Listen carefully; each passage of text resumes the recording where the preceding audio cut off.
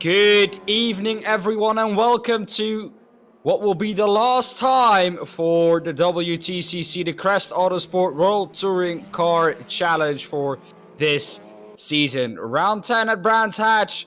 And once again, joining me in the commentary booth together with me today is Dean Biggles. And Dean, welcome. Yes, welcome everybody. Of course, it is going to be exciting here at Brands Hatch to wrap it up. Of course, brought to you by Esports Sim, Track Racer, 603 Autosport, Apex, Tracks 3D Wrap, digitalmotorsports.com, and GP Box. There you can see our sponsors. So yes, exactly, my friend. This layout, the Brands Hatch, 2.4 miles, 3.9 kilometers, cost you about £3. And over the years, this has been, Formula One, GPs. Who hasn't raced in this track, really? It's just such a classic. And we get the opportunity, of course, rounding up the championship here tonight. And real quick, of course, we have to go through quite a bit. So we got qualifying, and we'll be starting very soon, in about 10 minutes or so. Race 1, 15 minutes. Then race 2, 15 minutes. Race 3, of course, they're going to be grid based on race 1, reverse top 10. And the final one based on race 2, the reverse top 18. Those cars, Alfa Romeos or Audis, the Cupra, Leon, Honda Civic, and the Hyundai Elantra, and the Link & Co., which we're going to see them, of course, a little bit, and we'll talk about that. And our schedule, of course, this is it, Brands Hatch, but we'll go over the new schedule soon. But over to you, Dan, we'll go through those previous race results.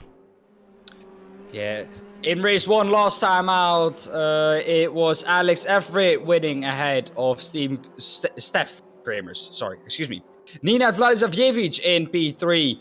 In Category 1, Category 2, Jurgen M. Peterson wins there. Alex Ward in P2 and Fabio Gil in P3. In P1 in Category 3, it was Boki Obradovic ahead of Craig Deakin and Steven de Greveleer. And it's exactly that Steven de Greveleer who will be fighting for the championship this evening. And in race 2, in Category 1, it was Vlad Tartara who won. Fraser Rostens in P2 and Alex Everitt in P3. Paul Hans won in Category 2 and Alex Ward was second.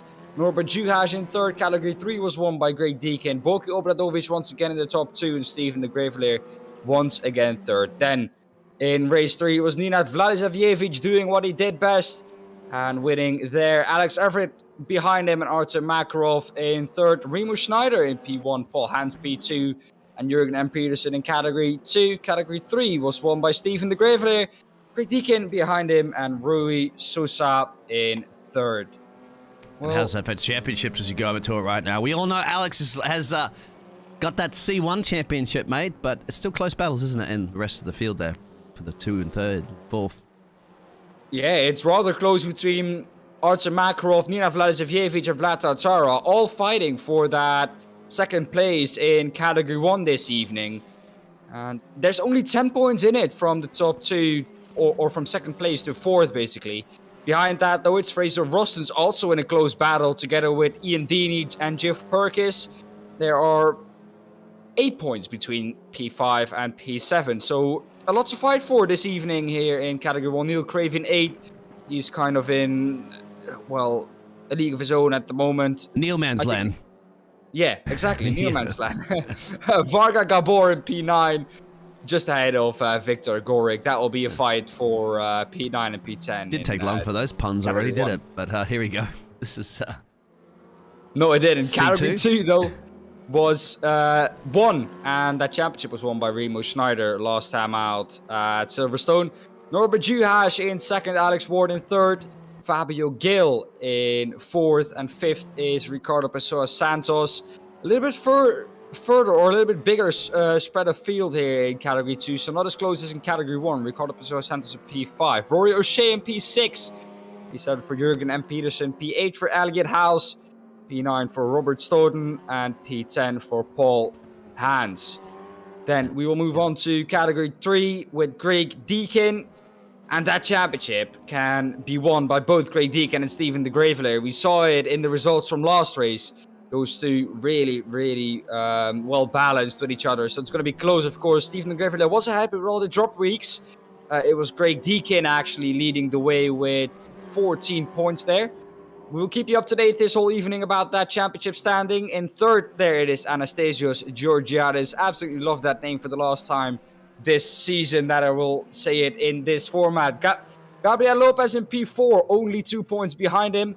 Adam Locke in P5, also really, really close. So a big fight for P3 there as well. Pedro Santos in P6, Carl Smith P7, Stephen Labon in P8, P9 for Rui Sousa, and P10 for George J. Yep. There you go. And the ballast, of course, championship ballast. Alex again with a trophy on board now, doesn't it? A driver's trophy that weighs 40 kilograms. Once again, he's going to have to drive around with. Well, what I'm asking then, Biggles, is he going to have to drive around with the trophy and the 40 kilos? Because he will get 40 kilos added to his car, as will Steph Bramers, who will get 35 kilos. Fraser Rostens will get 30 kilos. Artem Makarov in 4 with 25 kilos. 20 kilos for Nenad Vladisavljevic. Paul Hans, also 20 kilos. Alex Ward and Vlad Tartara with both 10 kilos. Lincoln Coast will get 5 kilos extra up on top of that ballast. The Cupras will get 4 kilos extra. The Hyundais will get 3. The Alfa Romeos will get 2 kilograms extra. The Audis 1, and the Hondas won't have any ballast this race. And how's this for the team's championship? Look how close this is going to be. Yeah, it's really close. The Honda Privateers, though, leading by actually quite a big margin, though, over the Crest Autosport with Apex Tracks. Actually, such big of a gap that championship could be wrapped up in race 2 of this evening. So that might not even come down to the last race of the season. But yeah, definitely close enough that it has come down to the last race or the last round of this season. Ukrainian club Maxim Racing 2 in 3rd, Next Gen Racing Blue in 4th, 5th Audi Privateer, in 6th Ukrainian club Maxim Racing 1, 7th FMS Fizzgas Motorsport 2, Mulsanne 19 in 8th, in 9th it's the Cupra Privateer team, and in 10th the Next Gen Racing Gold. The Lincoln Co's are on top in the manufacturer standings. Cupras are in 2nd, Hyundai is in 3rd, 4th the Alfa Romeos 5th, the Audis in 6th, the Hondas. At the top of the manufacturer standings, it's also really, really close, Biggles, between Lincoln Co and Cupra. Only 100 points, a little bit less in it, 98. Yeah, that's one to also watch out for, of course. And then you got the further battle back there between Hyundai and Alfa Romeo, and I think Audi, of course, and Honda are back in both 5 and 6, so they can swatch through here. 1 and 2 could be differently, 3 and 4 could be different, 5 and 6 could be different. But one thing won't be different, of course. One thing that will be different, actually, will be our schedule for next season, and it's up right now, because we might be ending this season, but we're not ending the WTCC challenge, because we'll be back again, mate, and pretty quickly, too, in Imola, as you can see. And, mate, the tracks that I see on screen now are basically all tracks that in the past have shown that they provide some amazing racing. Of course, TT Assen, a Dutch track. Normally, you don't see that track really often on a racing calendar, but for these TCR cars, it's a brilliant track to race at. As is Brands Hatch, where we are today. Isn't it? You pitched up a tent and live right next to that track? No, actually, it's further away for me to go to the TTS circuit than it is for Alex Everitt to go to the Silverstone circuit. That actually is 2 hours driving for me to go to the TTS circuit, although the Netherlands is quite small. Yeah, I was going to say, I thought you could drive everywhere in the Netherlands in 2 hours, or at least by train in 2 hours. Oh, no, train, it is. It's all over the place. But Brands Hatch, the track that has provided us with some good racing as well in the past, and where we are today, so we'll see what it actually will bring for us. Imola, a really exciting track as well, as is Circuit de Spa-Francorchamps, of course. A legendary track, as is Suzuka. A really technical track, that one, and then Lausitzring, which will be an anniversary race for the Apex Tracks anniversary. They have then, at that race, been a year together with the WTCC and Crest Autosports. They have been a sponsor for a year, so that will actually be their anniversary race. Why is that, you might ask? Well, if you look at the logo on the middle bottom of your screen, it is actually the Lausitzring that is showed up there. Wow, I did not know that. That's very clever. I like it. So yeah, of course, Apex Tracks. That's what that will be called, the Apex Track Grand Prix, to round that season up, of course. And guess what? If you want to sign up for it, you got to sign up right now. There's a link, crestautosport.com/raceroom-sign-up. Anyway, even if you go to just crestautosport.com, you'll find that link. But hopefully, somebody will post it in there. You have to have dashes. You can't have spaces in domain names. In your web URLs. Anyway, but we're going to have to definitely go down to the end of the practice session because you got some new names to go through really quickly. We'll do that obviously during the qualifying. They'll be coming up. But yeah, if somebody can throw that link up in the chat. But I'm reading the chat as always. You can't get away from Dan and myself. Dan and the double Ds, the Dean, Biggles, and the Dan. Legendary duo. Yeah, as we're going to go obviously down to that. As it's going to finish up right now. Right on time, actually. So the practice session will be over. How's that timing then, Biggles? I got it to the absolute microsecond, mate. I should be out there driving if I'm going to be that quick. Well, our usual suspects, if I look at the table really quickly, we're at the top as we now go into qualifying. Once again, Nina Vlasievich, one of the first ones to head out. This man, we will maybe get an interview with this man at the end of this round. So surely stick around for that. It's amazing to have him in our series, and yeah. Or anybody else as well. Yeah, obviously we've still got that. Remember, we still have the third C3 class to wrap up. So maybe anybody who wins that championship, loving to hear from any of the drivers. Oh yeah, just everyone. Yeah, in fact, everybody, because this will be the last time for the season. Yeah. And you know, but we understand that their English is probably as bad as yours. Pun. Oh, thank you. Oh, sorry, Dan. It's not. Thank you. Their English is probably better than my English, so don't be too shy, guys. If you have some words, but even if you don't, you can please share it. DM it to either Dan or myself if you got some text to say, or if you do speak, you don't speak English, translate it to English, and we'll read it out on air for you. As that's what we can do for you.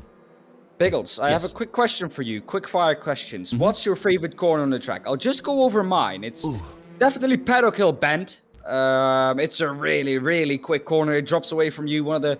I think it's one of the best corners on any track because of the way it's made. It's dropping down from basically the main straight down into that second straight onto Druids.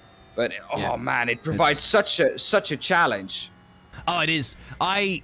There's a local, there's a British guy here in where I live in Panama that runs a local radio station. Okay, and he used to be in the military in the UK, and he was first offered a drive a I can't remember what it was, a Formula something, what type of Formula car in the UK at Brands Hatch, and he actually explained to me one time at how much fun it was to drive. This is before the F2s or before the F3s, I think it was, because this is a little bit earlier back.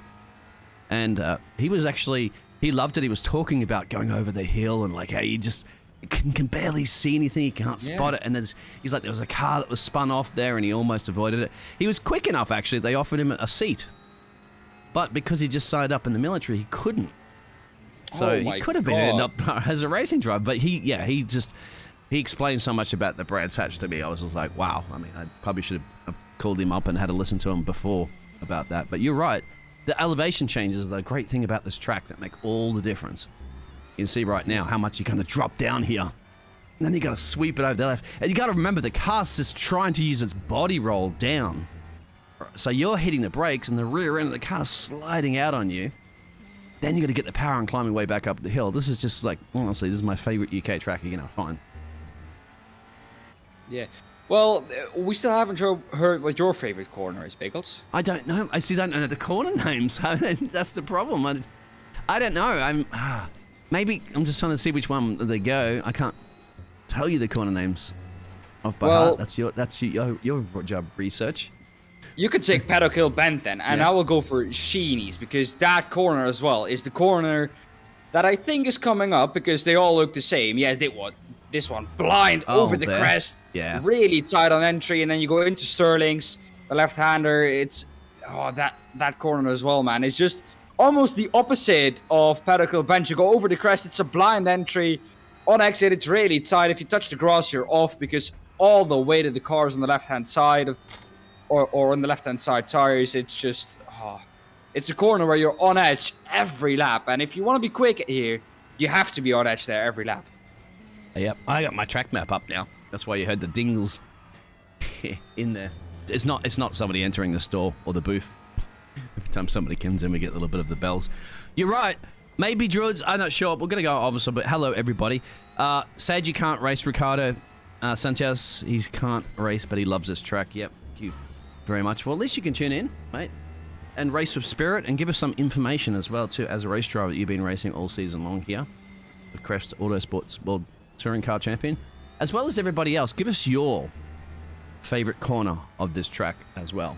So we'd like to hear from the chat out there. I should go on board with another drive, but guess what? We have some new names out here, my friend. And how you go at pronouncing this? Is it Hungarian? Is he a Hungarian driver? That is a Hungarian flag, yes. Zesko Tsoko. It's okay. Yeah. You got it. I think. Man. Yeah, I mean, they get thrown under the bus all the time with these names, mate. But here you go, you got it. And I think, did we have this driver last week? I can't remember as well, too, from Hockey. Serbia. Is it? Biggles, were you watching when I was reading the results from last week? Boki Obradovic got into the top 3 two times. Yes. I forgot. I'm too busy focusing on making sure the cameras get there right on that millisecond, as you know. But James Lee is in here. Now, that's a new name. Yeah. A new driver. Easier name for us to pronounce, of course, but it's a new British driver, which is going to be interesting because look at that time he set so far in this qualifying. He's up there. Of course, Nenad, we all love, is right up there at the moment. Jeff. Alex is in P6 currently at the moment. Makarov in P5. Remember, these are still times that are coming in, but you see the times, like 80 minutes left to qualifying. Who would you like to go on board with and give us a hot lap? Just anyone who's starting lap. All right. Well, it's hard to see because I don't have a track map.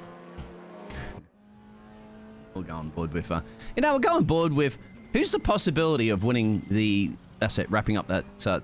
Craig Deakin, let's go, for example, right? Craig Deakin. Yeah, exactly. Yeah, let's go, then.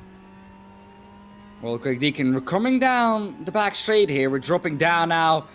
And we're coming up to Hawthorne Bend, the right-hander. Really tricky corner to go through. As you can see, a lot of blind entries. These corners look really a lot the same. And now we'll go on to Westfield Bend, another right-hander.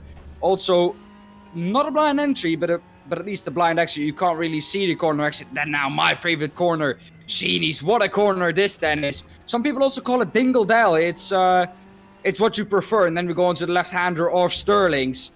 But a blind corner exit, in this corner you want to be on the inside. There's a lot of camber taking you through the corner there.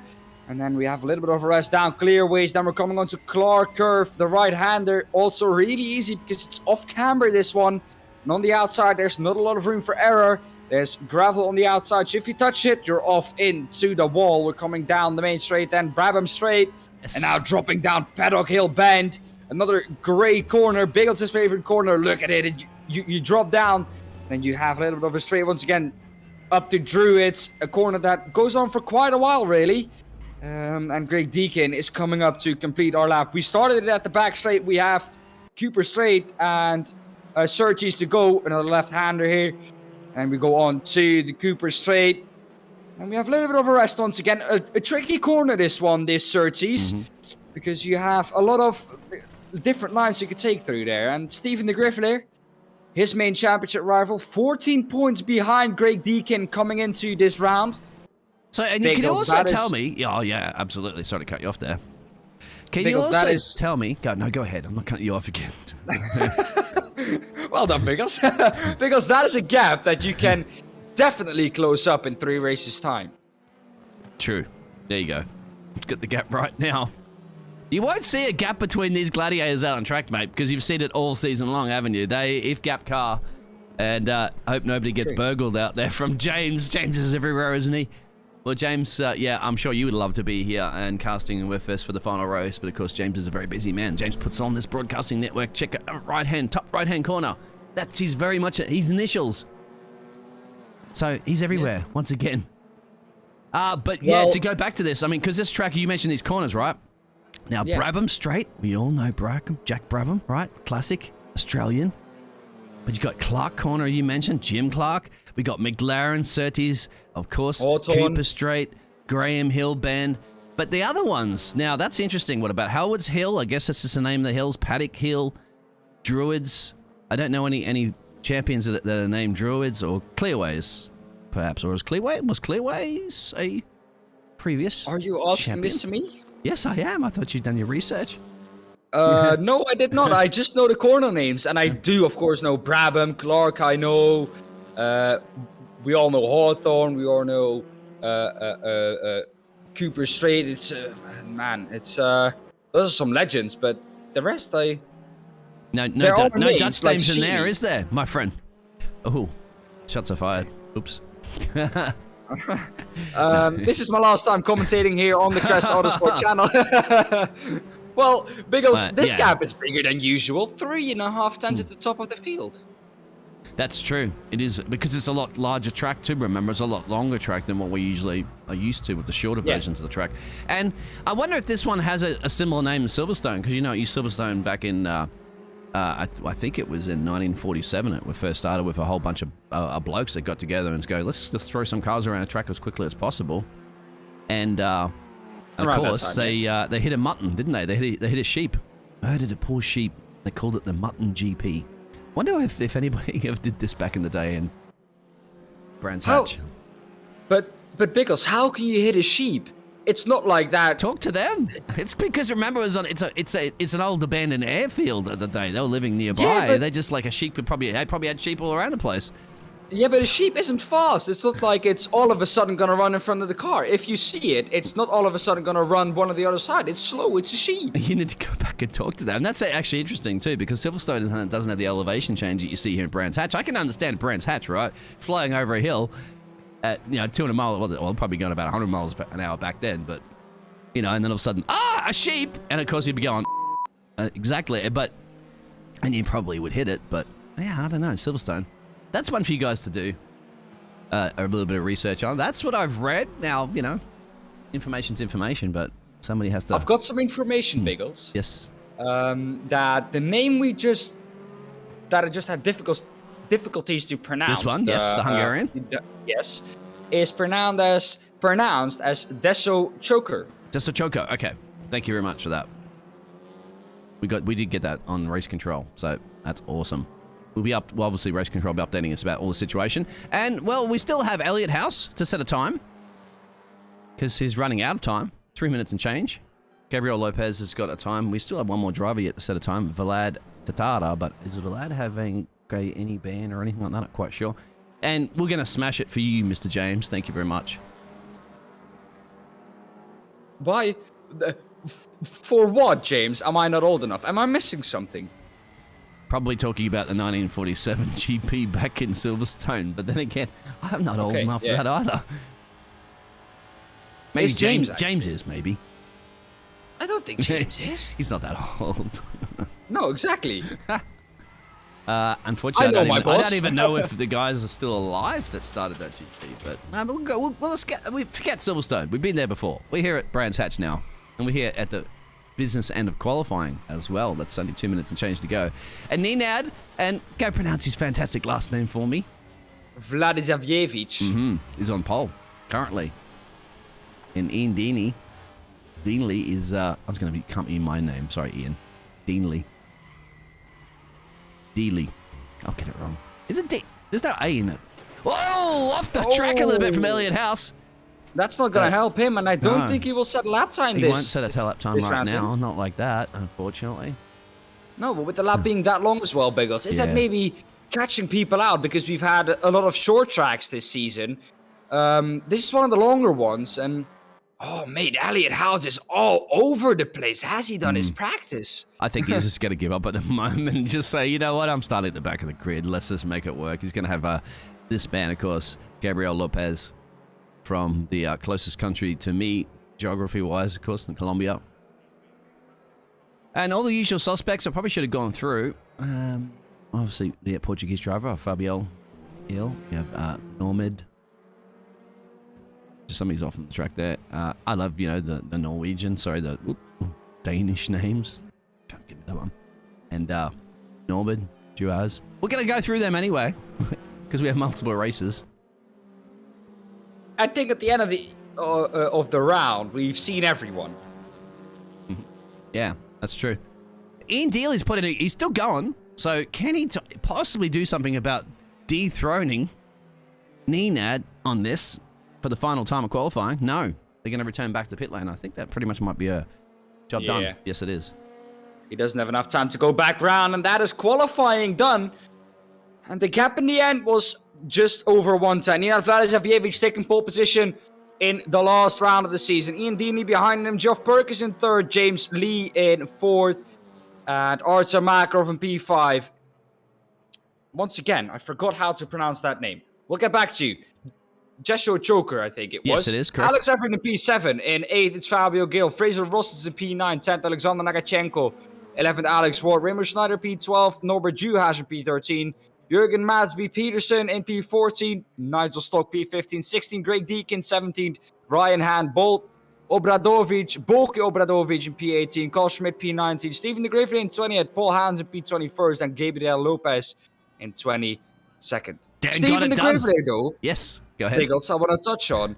Only P20 on the round where he can become champion of the Category 3 class. You are very much right on that one. There's the qualifier once again. Look where his rival is, though. Yeah. Craig Deakin also in P16. So if you look at that, quite close to each other still.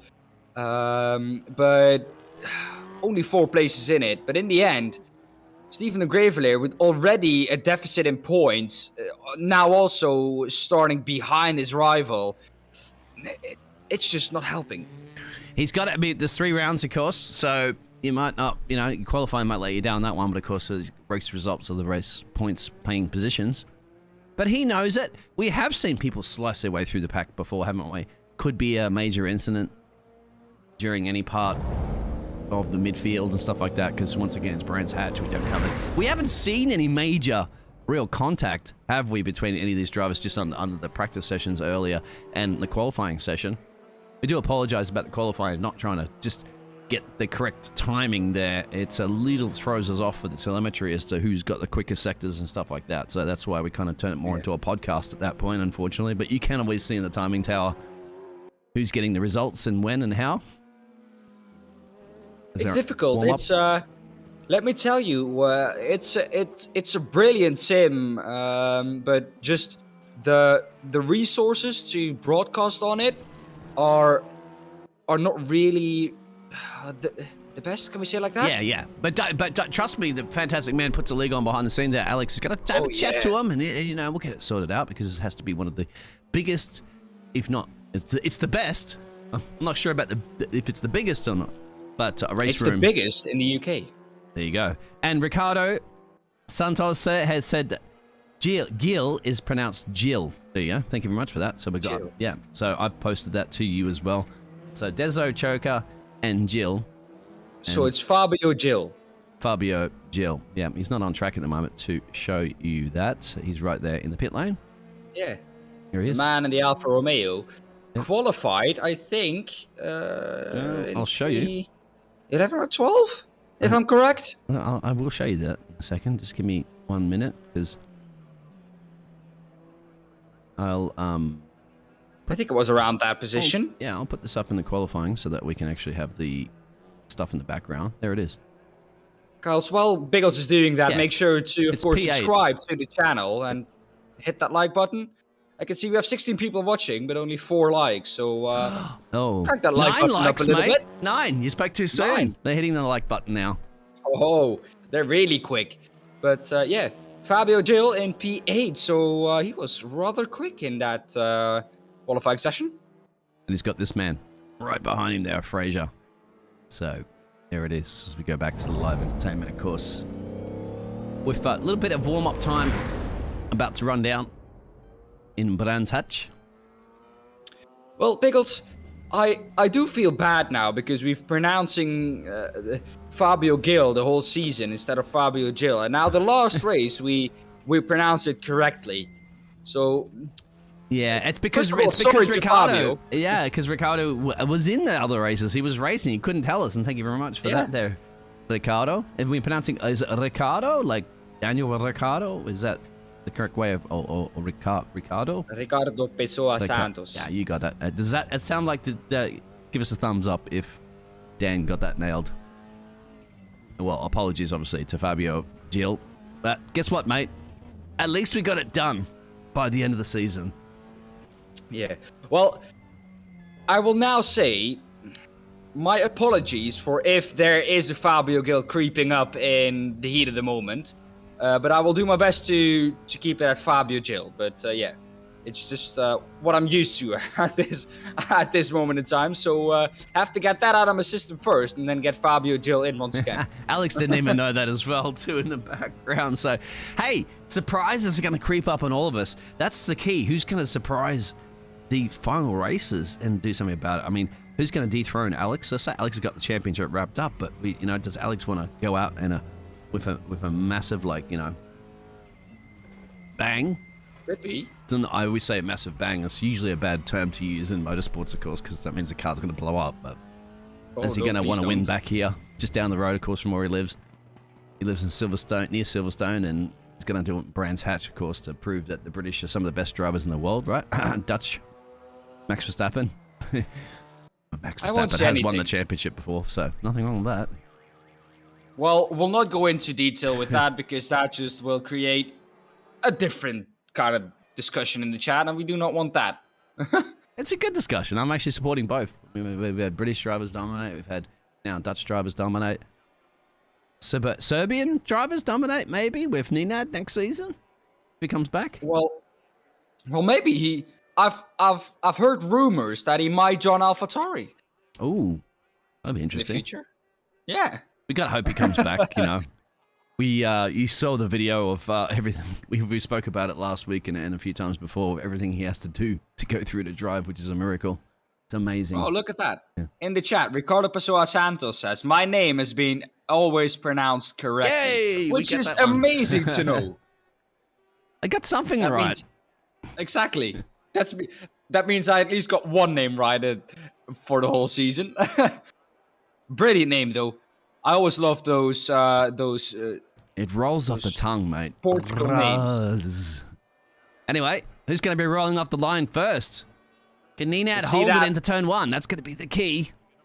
That's going to be the question. We'll see that in a second. Yeah. Where is Ian? Ian's going to be on the inside there, right? So that's going to on be the left-hand side. The slide side, and we're green. For race one at the last round of the WTCC. It's Nenad Vladislav with a good start. But Ian Dini with a good one as well behind him. Geoff Perkins almost trying to make that move into Paddock Hill Bend.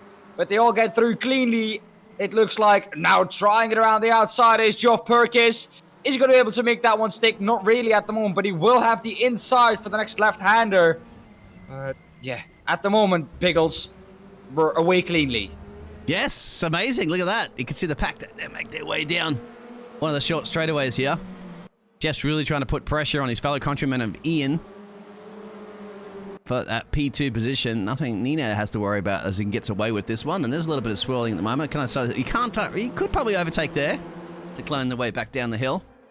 Look at that. Markov, of course, once again in the background, putting a bit of pressure on. Doing it for Ukraine. As he get a big dust kicked into the windscreen there. Of course, that's James Lee he has for company just up the road there. Well, this is a really, really difficult track, though, in the middle sector to really overtake. And a lot of quick corners, not a lot of look at Alex. Hard braking zones, though, Biggles. Yeah. Oh, so right. It's difficult to overtake, really. The hardest braking zone you really have is into Druids when you come out of Paddock Hill Bend and then drop down to Druids. But Ian actually got out. Nenad has made a mistake, and Ian's actually got him. Was that the one who went off? Yes, it was. At Cheney's. Yeah, he's put some pressure on there. And look at this down the main straight, of course, the Brabham Straight. As he's going to go into turn one, the Paddock Hill Bend. He was really quick in qualifying, Nenad Vladislav, But in the race, he seems to lack a little bit of pace in the beginning. Struggling and here. Indeed, he has taken advantage of that. But now up the inside is James Lee then. Is he going to be able to make that one stick out of Geoff Perkins now in the Alfa Romeo? Geoff Perkins will come back on the inside as we look now from the United's car. And it will be Geoff Perkins keeping that position. But that might have allowed Artem Markov to get alongside James Lee, but it's so close to be in the midfield. Alex Everett. Alex is going to tap him and remind him, hey, I'm the champion in this town. Nothing that Makarov's going to take. He's not going to accept that. He's like, you got the championship, my friend, but I'm still going to race my heart out. Well, the good thing for Alex now is that he doesn't have anything to lose. So he can race with a mentality that he doesn't have anything to lose, really. So, does that play into your advantage, do you think, Biggles? I thought last week, in the last race, that he might have been kind of giving up, but no, he's not going to give up, mate. No way. Sign of a true driver never does. Even though you got that trophy in the back of the car, he's still going to want to win this race. Everybody on this field is going to want to win this race, that's for sure. Regardless of where you're going to finish up in the championship, you're still going to want to win because there's battles at the back as well. And unfortunately, I can't cover all of it, as you know, but look at this. Go back further here with Jorgen. Norbert. Yeah. Oh, the car was jumping quite up in the air. That was Ryan. Yeah. That's a big hit on the curb. As we now see, I think, right hand down the inside of your Peterson. Is he going to be able to make that one stick in the Cupra on the Hyundai? Oh, no, he's not. Into paddock hill bend, a really quick corner, really difficult to go side by side. So onto Druids now. Down the inside, though, goes Norbert Juhasz in the Honda. And that is a brilliant move, turning over or the he had to chicane. turn attack into defense. That could have been almost an off track at that one. Yeah, wasn't it off track actually? It was an invalid lap because he just went straight over the chicane. Further up, of course, there's a little bit of action that's occurring between Alex Ward and right here, he's got pressure from Remo Schneider right behind him. That's going to go side by side. Are they? Not quite yet. I think maybe Remo's going to just lift a little bit here. Let me tell you, it's looking good, though, a little bit further back in the field, though. Craig Deakin up in P14. And then if we look at his closest championship rival, of course, the man he's fighting with, Stephen de Greveleer, he's in P22. So, Stephen de Greveleer not having the best race so far. And with 10.5 minutes to go, he has to do a lot to try and catch up to Craig Deakin. Otherwise, he's going to lose some valuable points in the championship. And look at this battle back. Look where Stevens caught up in this mix. So this qualifying might have hurt him a little bit here. Because de Greveleer, look, he's got a three-way almost into this corner. No way you're going to overtake there. He's just going to have to pray that somebody makes a little bit of a mistake. That's Carl Smith that's leading this pack up the road there. Sorry. Boreal there. Go on board. Well, Biggles, you're Stephen de Greveleer here. What would you do? Would you make it 3 wides into Pedicle Bend? I don't know. It's crucial time he can't afford to lose at the moment. Wasn't there, Oh! You can see that rear end of his car sliding out. I don't know. He needs to do something. He needs to do something, of course. Yeah, it is Elliot, and that's Stevie there right now. Elliot House is all over the place at the moment, and it looks like that is Stephen Greveleer's teammate. He's not going to try and go down the inside of the left-hander of Paul Hans. A little bit of a touch there on Paul Hans' car, and that will actually lose him a position. Yeah. Look how deep he's going to have to go on that one. And they're going to sneak up the inside. There's big hit! Oh, no! That could be very much his C3 championships. Hopes of a driver championship done down because his teammates even going to pass him and feel bad. Well, that's one bad race for Stevie. Oh, and he's right back in P24 as well. And that also means, of course, that even with the reverse grid, it's not going to help him. But further up the field, here's Fabio Gil now that we know is also in this situation. Well, in a different one. But he's got Alec Ward, of course, and Remo Schneider there surrounding him. On top of this, remember, guys, they're also battling for their team championships and their manufacturer championships.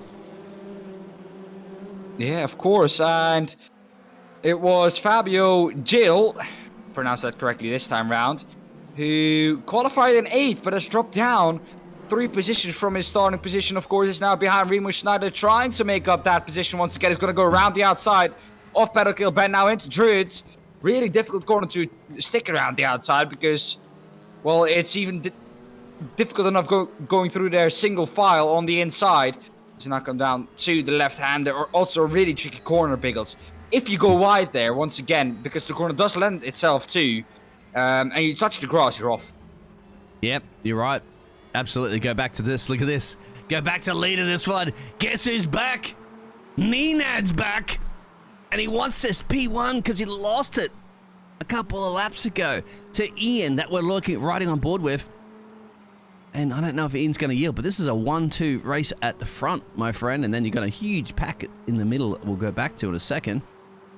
And we'll probably have to go back to this other pack in the middle because there's a lot of action heating up over there with, of course, the name you'd like to pronounce, Denso Shoka. And Denso's new in town, but he's racing like he's racing like he's been doing this for years. Well, I think Biggles at the end of the day, this one too. James Lee and Markov. There's so much fighting going on, Biggles, at the moment. You just don't know where to look. James Lee, also new to this league, doing a brilliant job in P3. Now, the gap to the top two, though, is quite big. So it's kind of James Lee fighting for P3 now together with Artur Makarov and Alex Everitt. But if there's one man you can be proud of fighting, it's Alex Everitt, because he's the champion of this season. Yeah, he's looking at this. He's looking at this battle right now. Just seeing James Lee and Artur Makarov right there in front of him. I think at this point he's going to have to realize with 6 minutes and change to go, even if he gets past them, in no way he's going to be catching Nenad and Ian. They're still battling up top, 1 and 2. And also behind, remember, this battle, there's tons of action going on there. That's Alex Ward in the mix there. Frazier, Fabio Gilles catching them. Actually, a couple seconds down the road, but battles. We expected this. We've seen it all season. We're going to see it again. And we've only had race 1. Only race 1, and who's that around the outside? That's got to be, I think around the outside in the Honda will be Choker? Yeah. Yes. Yeah, that is Choker. It's Choker. And he's now caught up behind Jeff Perkins, though, so kind of boxed in here, and he's on the outside. And if you're on the outside here, you're putting yourself in the penalty spot to get touched round. Oh, going through there side by side is not a good idea. And they found that out the hard way, but luckily they all keep it pointing in the right direction. And Alex Ward is now going to try and capitalize on that. And Choker is down now a position once again, but regains it onto the straight. Oh man, he's in a big fight. He is thrown into the deep end. This is the best way to start off, and I really hope that these new drivers are coming in here for the final race. Final races will be signing up for the new season, because you want to see this new energy, isn't it? Yeah. The new breed in town of drivers are going to bring it to the legends already that we've seen this season. So, wow, it's going to spice things up in the championship even more, of course, the future championship, and it's going to be even more exciting, you have to say, because we're cutting those tracks down to 6. So, you get now every opportunity you would have to make. You don't have a long time.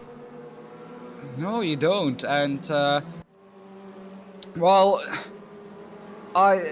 just as a fun fact that will come at the end of this race, because of course we have too much fighting going on at the moment to go over random facts, but you will get a random fact at the end of the race, so stick around for that. There's one at the back that they're real quick there. Go ahead, look at this. There's still battles at the back, and we're not going to forget you guys, because you've been putting the effort in all season. Of course we don't. Borky Obradovic behind Paul Hans in that Lincoln Co car. Just behind that, I think I saw Vlad Tartara ahead of Carl Schmidt and Steven de Greveleer. He is way off. Borky Obradovic in 21st at the moment, trying to make that pass on Paul Hans. But Paul Hans himself also trying to make a pass on Elliot House. So look how close this all is. Elliot House was all over the place in qualifying, but he's looked to, well, try and clean that up himself. Oh, down the inside now is Borky Obradovic and Paul Hans. They do touch into, of course, Sheedies, but oh man, this track, you just have to be so bold and brave, man, to try and make a move work. Here, once again, now around the outside, he's going to be able to make that one stick onto Brabham Straight. Not this time round, but he will get the exit maybe, try it in the slipstream, and maybe try and move down to Paddock Hill Bend. But oh man, it's just so close all over the field. Look at the top 11. Oh, there it is. He got it done because of the exit speed, maybe.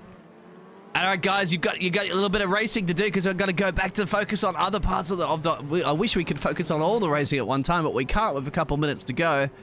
So at least we got you a little bit highlight reel there. Because once again, we don't forget all the other drivers that are doing the work. Even if you are running in P20, you're still running in the race, and you're still running, of course, in one of the best broadcasting networks on the planet, as well as one of the best leagues on the planet, Crest Autosport. Because this is the action once again too, with a newcomer in town from Hungary. I'll tell you what, he's hungry for more points in this.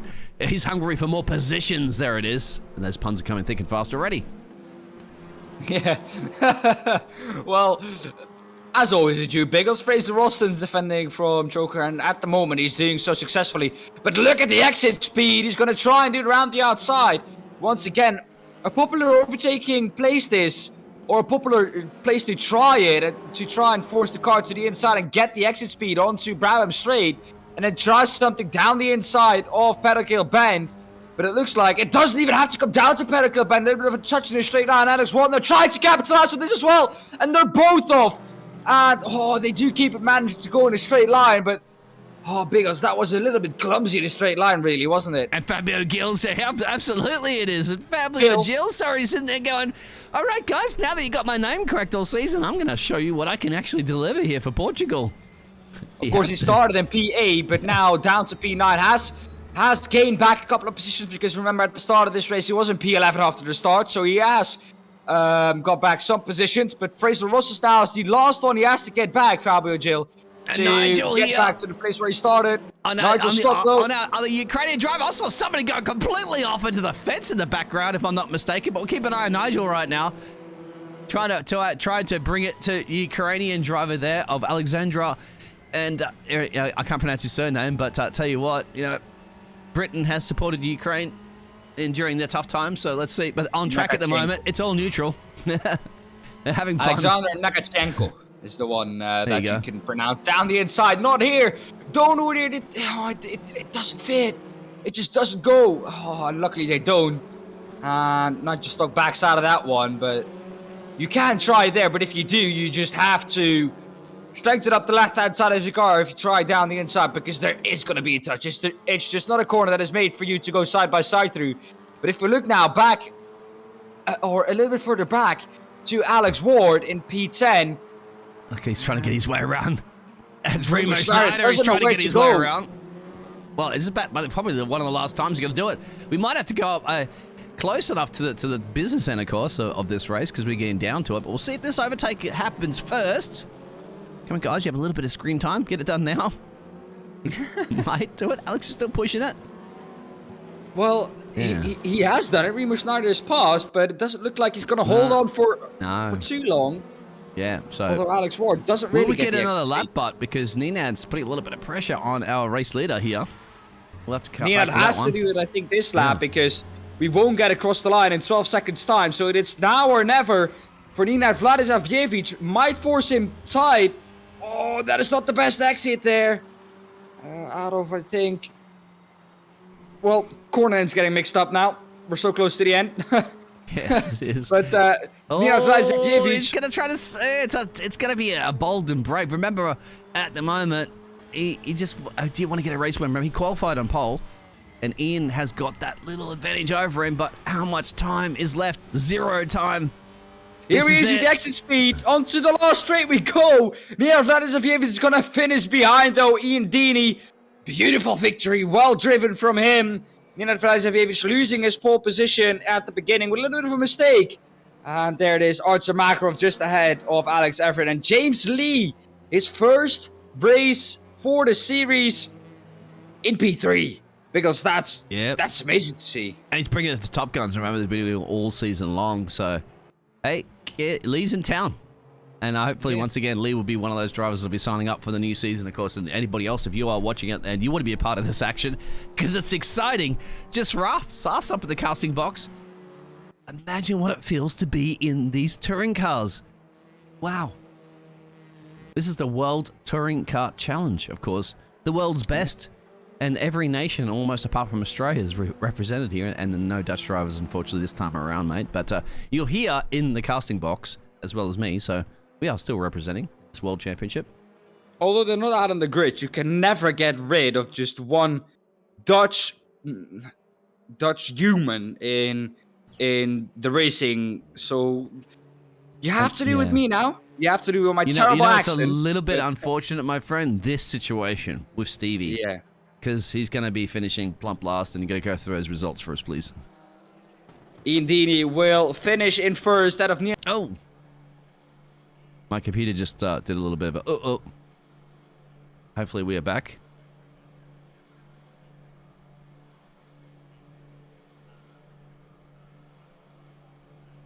We're in a little bit of trouble here.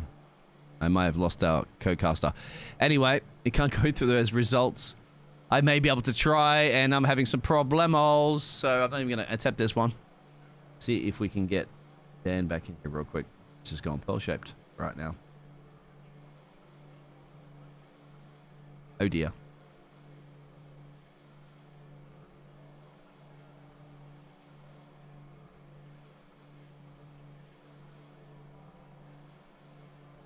One moment, we will be back. Try to sort out some technical issues.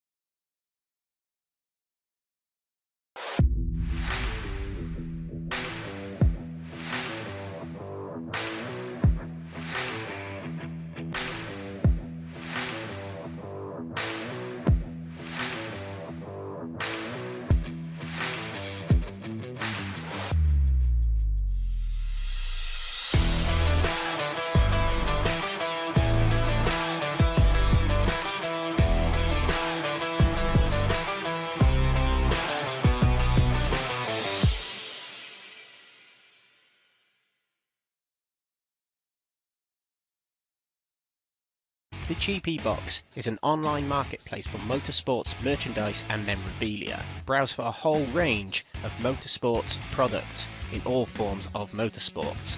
Take Formula 1 for example. There is a whole section dedicated to Formula 1 products from your favourite drivers, cars, teams or tracks from all eras of Formula 1. There are more series available, including WRC if you are a rally fan. You can even search for your favourite form of motorsport to see what products they have in your favourite forms of motorsport. Or, if yourself are a retailer in motorsport, you could set up your own shop within the GP Box to open up your products to a much bigger motorsport audience. Find out more at thegpbox.com.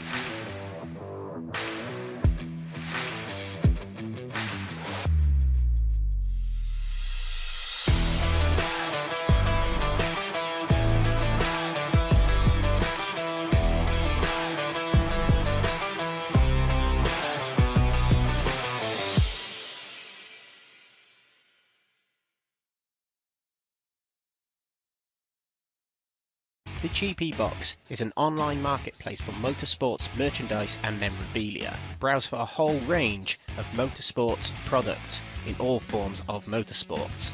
Take Formula One for example. There is a whole section dedicated to Formula One products from your favourite drivers, cars, teams or tracks from all eras of Formula One. There are more series available, including WRC if you are a rally fan.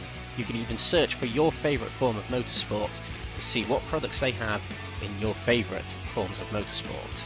Or, if yourself are a retailer in motorsport, you could set up your own shop within the GP Box to open up your products to a much bigger motorsport audience. Find out more at thegpbox.com.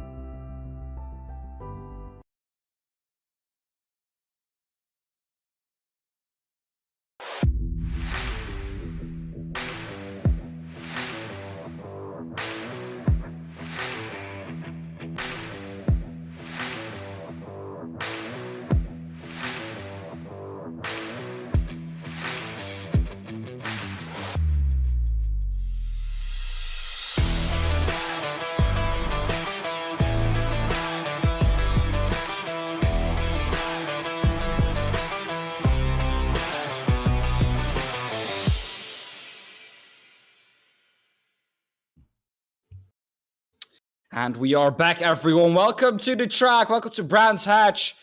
And, well, what a first race we've seen. We all know, of course, that in Category 3, there was a big championship fight going on between Stephen de Greveleer and Craig Deakin. We know that Stephen de Greveleer had a terrible, terrible first race at Brands Hatch.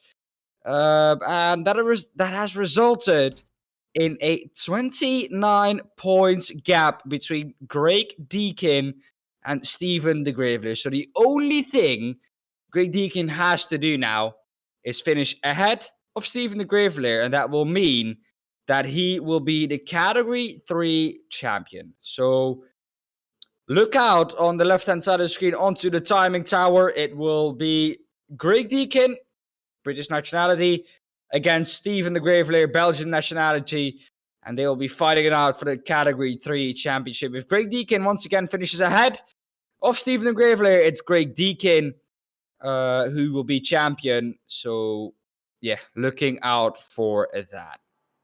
Here we have the championship standings before we got into this evening. The championship standings at the moment are as follows. So don't look at your screen, but just listen. 349 points for Craig Deakin and 320 for Stephen de Greveleer. And in third is the man who is showing up in second at the moment, Gabriel Lopez. Anastasios Georgiadis. I haven't seen him here actually today. He's not in. He's not in, exactly, unfortunately. As we had, obviously, Ricardo Santos is not here as well. So, yeah, that's unfortunate. But, it's been a long season. And I guess that's one of the reasons, too, why that we are actually, going to shorter season schedule. Because it's a lot of commitment, isn't it, for everybody with their day-to-day jobs and lives and girlfriends and everything else that you have to try to take care of, family. So, girlfriend, man, tell us something else. you know all about that as well. But but I agree with this. It's great because that way it gives people a little bit more time to focus on these races when they can make it work. Yeah. We are back. And you also have more time massive apologize because something just broke in the background here. My pet wombat probably started chewing on a cable again. I shoot him away, but we did at least capture the end of that. We just did not capture the actual race results to go through when Dan was reading through those lovely names. Can we go over them now, or go I back don't have to them, unfortunately. But we can go down to the actual practice session. If you can see that, we have about 3 seconds now. Oh, there we go. Once again, on time, Biggles. You are. It's one thing that's right today, wherever you are in the world. I appreciate your patience out there. We are a professional broadcasting network. I have backups of backups of backups, all right? Yeah, so, that's why, Biggles. If things break, we have extra stuff. Yeah. I got 2 internets. I got 2 electricity supplies. I have 2 fantastic, yourself as a caster. We have Alex, of course, in the background ready to help us out. James and his broadcasting network has extra people to come. And even if something breaks, he's got a whole network that can help fix this situation. But for now, we are back. We are racing. We are racing in the second race, of course. And just to go over that real quickly before they go into that, my friend, that the schedule, of course, well, not the schedule, but the itinerary will be this based on the reverse grid top 12 now for 15 minutes. And that's based on the result from race 1. So not from qualifying, the result from race 1. There it is. And the results from race 1, I can tell you. No, I can't, so I don't have it. They're going to load in right now for the countdown of the race. So we'll go back live, of course, here, presented by that little symbol in the corner there. Apex Tracks. It's lights out, and we're underway for race 2 here. Alexander Nakachenko leading them away from pole position. Alex Ward in second, Remo Schneider in third. But look at that, Alex Ward going for the move into Paddock Hill Bend. He does make it stick, and he's immediately up into P1. Now he's going to have to defend from Alexander Nakachenko on his inside. Brakes late enough. Alexander Nakachenko doesn't get a chance to throw it up the inside, but Alex Ward actually goes a little bit wide, and now it's Alexander Nakachenko around the outside once again. Oh, but we're seeing the final once again at the front, but a little bit further back though is Fabio Gil, side by side with Fraser Rostens. And they're now finding a single file. At the front of the field though, we are once again double file. Alexander Nakachenko trying to make that move. Oh, but Biggles once again through the first corners cleanly. And Stephen the Greveleer. Oh, who's that off? That is Nina Tvalizavievich. But Stephen the Greveleer once again beat 22. Yeah, and look at this newcomer in town, of course. Desho Joker. Bringing it already here. Fraser Rostens there. Fabio Gil. They're all in here. Remo Schneider's running in P3.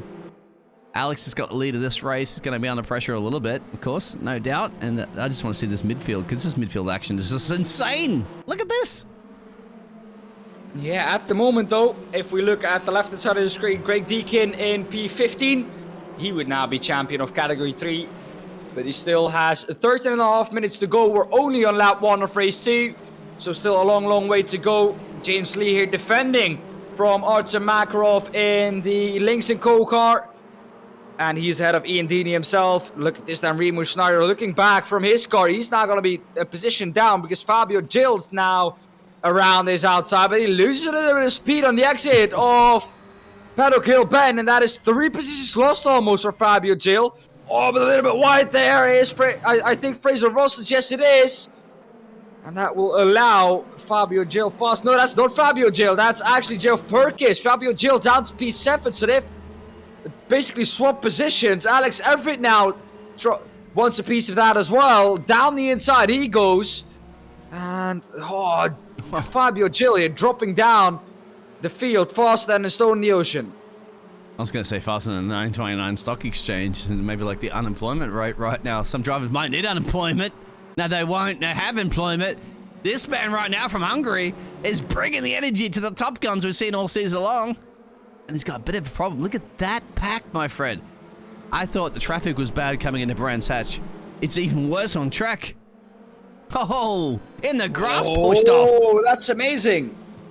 Oh, no. Joker goes off, and that is almost unrecoverable. Look how much time he's losing with that, and that was inevitable with 3 banks of 2 wide. So we were 2 abreast for basically 3 rows. And this isn't the double foul start. No, it's not. Don't tell them that. This is entertaining. We love it. Of course it is. Nigel Stock we're looking at now is trying to make that move up on Ian Deeney. As well. James Lee, like another newcomer in town. Bringing it to Fabio Gil. Those Fraser's up the road there. Fraser Ronstons. Alex has already got Mickey's way up at a P5, but we're going to talk about Alex. He's got enough screen time already this season. And he has the trophy. But look at this. Climbing down the hill. James Lee wants to do something about it. He's got Makarov behind him. We all know that, Artem Makarov is just driving. He's got his teammate, of course, right up there in P2. Oh, look at that. Artem Makarov almost trying to create a gap on James Lee. But James Lee having none of it and saying, no, mate, that door is going to close all day of the week. So, don't you don't want to be close at this man at the moment in the background, because Nenad once again is in the mix, in the wars, and doing the best damn driving he can ever perform. Of course, he always will. This man, not only super quick, but also super consistent, it looks like.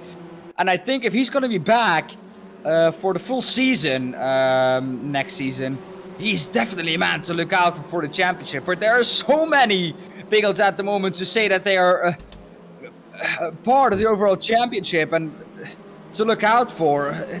It just tells you how well balanced this grid is. Oh, it's heating up, mate. It's heating up, as you can see right now, how much it's heating up down. Of course, Brabham straight into turn 1. The old paddock, my friend. The old paddock. They just passed us in the casting booth, mate. And all I heard was zoom, zoom, zoom. This is fun. Of course it is. Nenad Vladijevic having had to defend from behind him. Ian Deeney, who has made the pass on Nigel Stock. Nigel Stock down to 12th, and Ian Deeney up into 11th. Fabio Gil here at the front of this all, trying to defend from James Lee. This defending has it out as now Fabio Gil goes a little bit wide. That's what I said. A lot of different lines possible into that corner.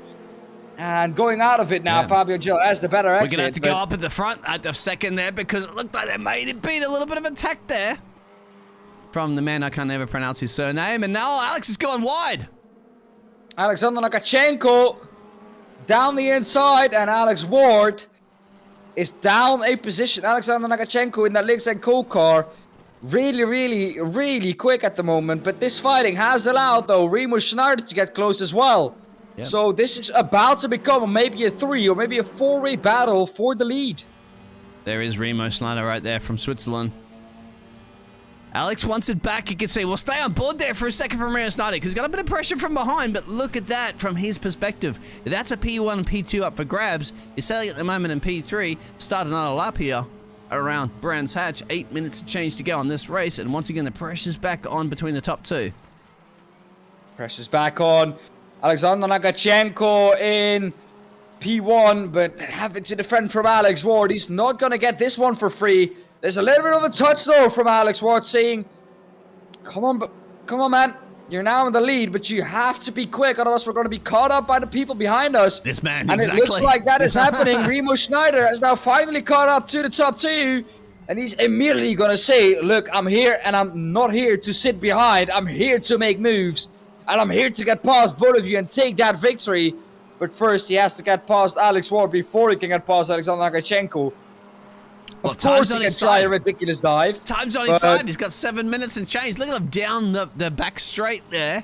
You can see all light astern. This is actually one of the closest, believe it or not, one of the closest battles on track right now. We're expecting all the other 23 drivers to be battling it out. This is where it's at. The business end, the top end of the timesheets in race 2. Biggles, there are so many fights out on track at the moment. You don't really know where to focus. But of course, if there's a battle for the lead, oh, that's wide there from Alex Ward onto the grass. That has allowed Remo Schneider to maybe get a run. But if there's a fight you want to watch, it's definitely that fight. Remo Schneider, is he now going to try and go down the inside of the Cupra? Yes, he is. Betcha he is. And he goes down the inside. Can he make it stick, though? That's the important question. At the moment, he is not able to make this one stick. He has the exit. But look at this then. Geoff Perkins trying to come through as well. He's going to try out the outside of Remo Schneider. Can he make that one stick? He will have the exit speed, and he does so. Brilliant move there, Biggles, from Geoff Perkins. Alfa Romeo, yeah. But Alex is still trying to hold him off, of course. So this is actually going to allow a little bit of space there, too, from our Ukrainian driver that's in the lead of this race. And I'll tell you what, there's another Alex to always look out. He's hanging, lurking just in the background there. Fraser, Remo Schneider, they're all catching up to this pack, believe it or not, at a rapid rate of miles per hour, kilometers per hour. Doesn't matter when you're in Brands Hatch. It's equals excitement per hour. I agree with that. Alex Everett, though, our champion of this season, catching up to the back of Remo Schneider. He's going to try and do it around the outside. He won't do anything stupid, of course. He knows that he has already won the championship, and he will race hard. And that's a brilliant move by Alex Everett. Doing the old switcheroo there, as we love to say. And, yeah, like I said, brilliant move there from Alex. Field, of course, here, Fabio, Jill now, and Nenad. Usual suspects, of course. Oh, really? Fabio, Jill, now we got that team's name correctly. And Artem Markov just nurgling in the background there as well. Familiar territory. Once again, for the final time this season, they're going to go at it as gladiators, my friend. The arena might be closed for about a month, but it's going to reopen again, and it's going to reopen with a fury, I'd have to imagine, if all these drivers, and hopefully they do come back for another season. Yeah.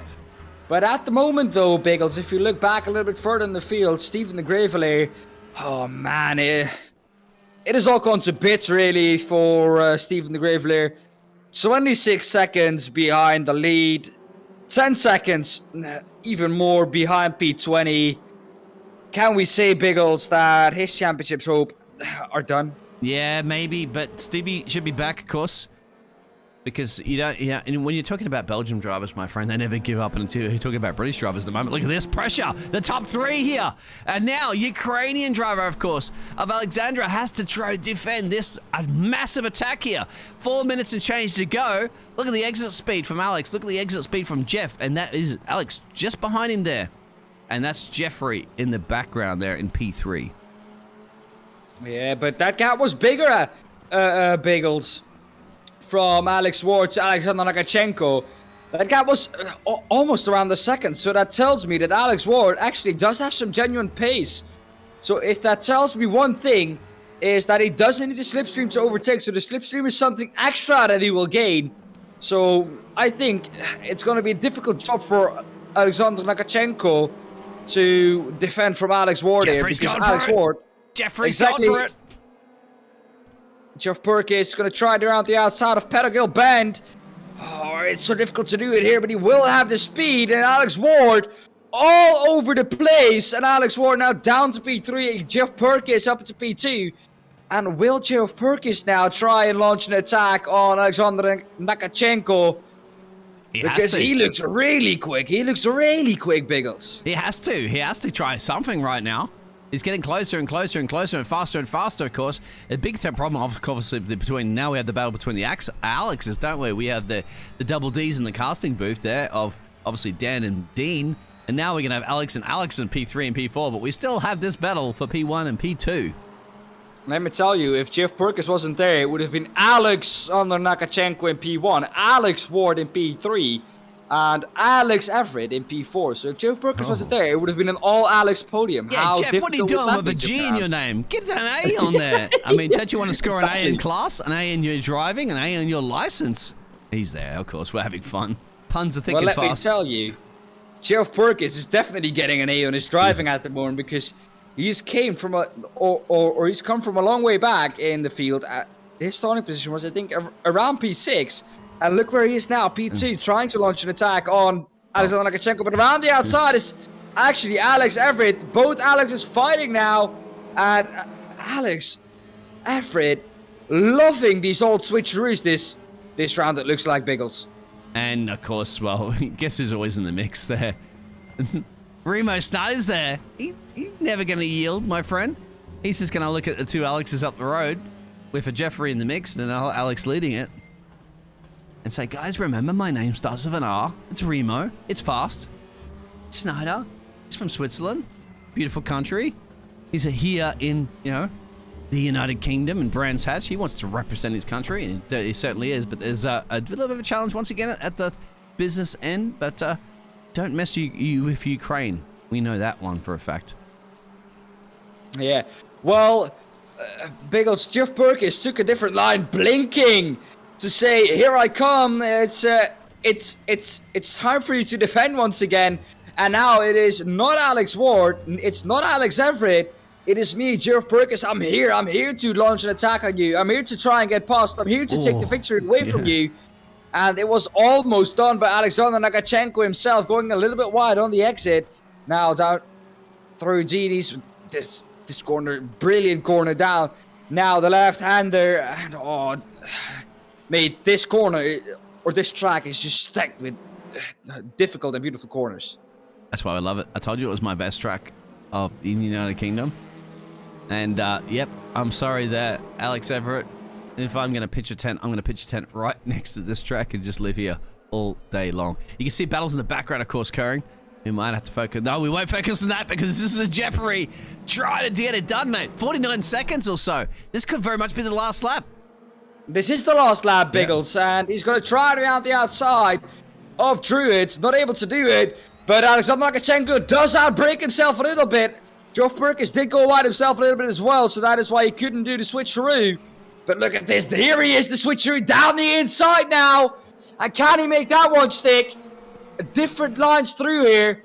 Will Alexander Lukashenko go for the exit line? Yes, he will. He will now have the exit, so he might come back onto Hawthorne's Bend. But it looks like Geoff Perkins has this one in his back pocket. He was quick before he overtook him. He is now finally paused, and I think it's Geoff Perkins who has this one, like I said, in the back. But a little bit further back, though, Alex Everett together with Alex Ward. That's a fierce fight as well. Alex Ward not giving this one up without a fight.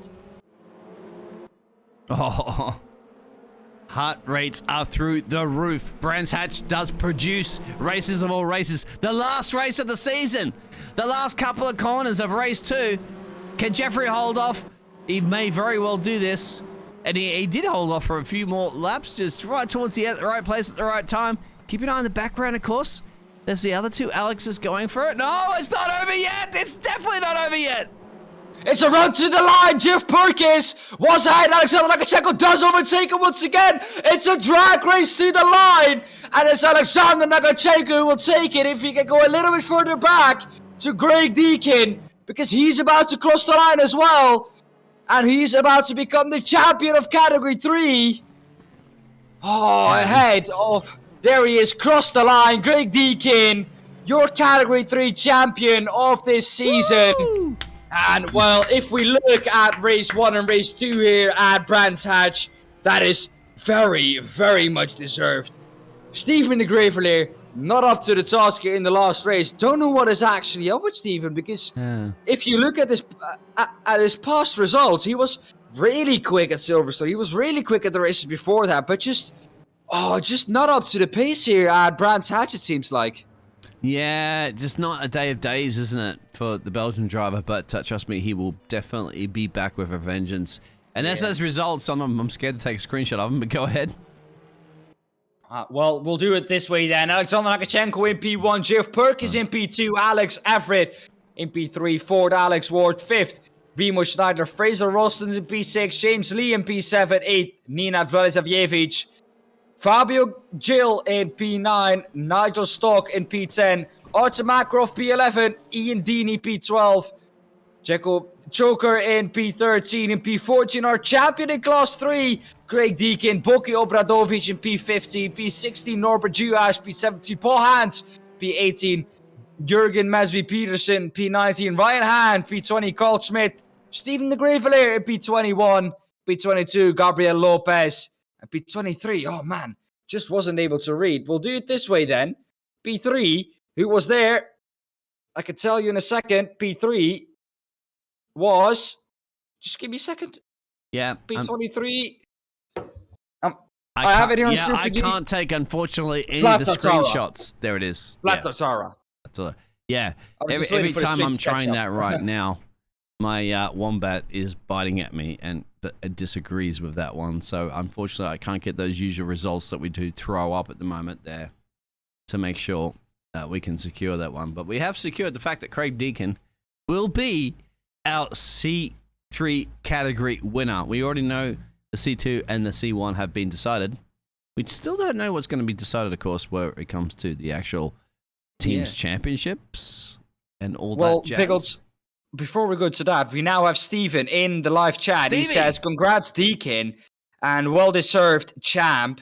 But, Stephen, tell us what has actually happened to you, because you were quick all the last rounds, and you at least could put up a fight to Craig Deakin.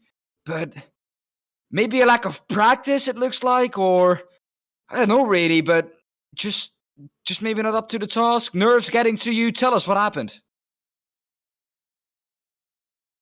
Yep. If we can actually pull Stevie, you are welcome to the casting box if you'd like to give us a bit of a chat, mate, because it's a long season and one race is there. It's a little sad that it hasn't worked out your way. Perhaps if Stevie, if you're a thumbs up, we can actually just drag you into the interview. Well, if you jump into the interview waiting room, my friend, we can get you in here for a quick chat. You deserve it because you put on some fantastic racing all season long. So see if we can get Stevie in here. I call you Stevie. I like the nickname. It's Steven, of course. It's a lovely. These are not the results, of course, the final results that we're on the screen right now, but it is. So, Stephen de Greveleer says no time to practice due to business trips. Plus, Brands Hatch isn't my track. Yeah, I like some. I mean, see if we can get Stevie in here, but because we get ready for the third race. But maybe Steve. Come on, Stevie, don't be shy. Hey, there he is. Drag him in here, and let's have a chat to the legend himself. Welcome along, Stevie. Stevie, I call you. I like the nickname, Steven. How is this? I know. All right. Go ahead. Good evening. Good evening. Yeah, it's not my race. It's not my track to drive on. Also, I didn't have any practice this week due to work issues. So yeah, but yeah, Dean is a well-deserved champion of the CA3. And you are a well-deserved man that finished very, very close in the championship as well, too. We've seen pace from you, like really battling out the top guns there of the C2 and the C1 championship divisions. Yeah, those races I was able to practice. So, and this is what I'm missing now. But already also the first race at Brands Hatch, I already knew it wasn't my track. But overall, you've been an absolute, I mean, you don't finish second in a championship for not putting performance in once again. Like, this is the reason why we all have lives, we all have work, we have things to do, mate. But one thing that's not denying you is your pace that you have. And I believe you're the only Belgian driver on the grid too. So representing country very well. Yeah, indeed. Only Belgian driver. So, yeah. And I had my first overall win this season. So that's something positive to take to the next season. Are we going to see you back for the next season? Yeah, sure. Yes. Sure. I'm excited about that one. What do you reckon, Dan? Any questions there, of course, for Stevie? And by the way, is Dan pronouncing your surname correctly? I didn't hear it yet, I think. Dan? Stephen de Greveleer. Yeah, de Greveleer. Correct. Yes. All right. There you go. We'll have to add a bit of British thing to it. A little bit of British accent to it. Yeah, indeed. How many languages do you speak, Stevie, as well? 3. There you go. French, English, and Dutch. Yeah, correct. Is that correct? Of Oh, course, wow. yeah. Yeah, because Clever. in Belgium, I think the second language is actually French. Yeah, correct. Uh-huh. All right. History lesson 101. But thank you very much, Stefan. I like how you chatted. Going into the third race, mate, but you've got nothing to lose now in the championship. You're second, I believe. So you're going to bring it now? Yeah, indeed. Reverse grid? I'm gonna do my best. I'm still behind everybody, but I will do my best. You always do your best, it seems. Okay. Yeah, indeed. Thank you very much. That was Stevie. You don't Cheers, mind if I bye. call you Stevie. That's my nickname for you, mate. No problem at all. Bye-bye. Thank you. There you go. That's what you like to hear from the drivers as they're going to get ready, obviously, for a practice session to go into the final race. Wow, Dan, it's been ecstatically exciting, mate. And unfortunately, I can't show you those race results of what happened previously because things are breaking, but I don't want them to break anymore. But I can tell you one thing that's not going to break, my friend, be what's happening next season. Yeah. Well, we do have a little bit of a chat about that, of course. And I can bring you all the information you want, of course, next season. Like we said, a 6-round championship with a 2-week break in the middle. We, of course, are visiting Imola, Brands Hatch, the TT of Asa Circuit, Spa-Francorchamps, just all legendary circuit. And then, of course, the GP or the Apex Tracks Grand Prix at the end of the season. Also different is the fact that there will be no restrictions to the cars that you choose. So there will be more cars to choose from. I think last week they were still talking about if they were going to allow the BMW TCR car, which is a rear-wheel driven TCR car, into That's a great question. I mean, if Alex is going to be here for a second, he'll probably have a give us a chat. Of course, Alex Everitt that puts this fantastic league on, giving us some information there. We got some points update, of course, there on that whole massive battle that's occurring with the rest of the championship there, Dan, if you want to go through that in a second. But Alex, you are definitely welcome to come and have a quick chat to us with about 5 minutes of practice. I don't think you need any more practice, my friend. You've already wrapped up the championship. But, yeah. Also, yep. I forgot Biggles also wrapped up, and we're looking at it now with Norbert Juhasz, is the Honda Privateer team have won the team championship, as have the Lincoln Co cars. They have won the constructor or the manufacturer's championship. So Biggles, the last race of the season is really a race of just finishing your season off in style, because every championship has been decided. There's no championship to have to fight for anymore. Yeah, right. Exactly. You see those so manufacturers finish it off on a and high. those of course you're going to finish it up high because it's the best thing. Alex has joined us. Alex, thank you very much. You're doing a lot of work behind the scenes as well as driving and winning and 40 kilograms of a trophy in the back of the car. How has this panned out? Any updates? Yeah, many pies to handle. So pretty much all our championships are now tied up and secured. Myself winning CA1 last week, Remo Schneider securing CA2 last week. CA3, Craig Deakin, pleased to announce he has won the championship. He's 42 points clear of Stephen de Greveleer, qualified first, race 1 in category and race 2 in category, so he's definitely been putting in the shift practice. Stephen couldn't, unfortunately, for himself. But yeah, congratulations to Craig, newcomer to the series this season, and he's got himself a championship. And of course, the team's championship, Honda Privateers have won the team's championship, and that team consists of Remo Schneider and Norbert Juhasz. Yeah, the powerhouse team, aren't they, behind there? And of course, Lincoln Co. Has that been confirmed there for the manufacturers' championships? Not quite yet, actually. It's still between Lincoln Co and Cupra, but Lincoln Co definitely have one hand on the trophy right now, being near 100 points clear. Alex, I think it actually is wrapped up, because even or it is wrapped up the moment they start, I think. The moment the Lincoln Co cars hit the grid, it's wrapped up. I think I think you're right. I think as long as all as long as no Lincoln Co cars, as long as the Lincoln Co cars don't DNF. Yeah, exactly. That's well, DNFs are hard, as you know, to do around here in Brands Hatch.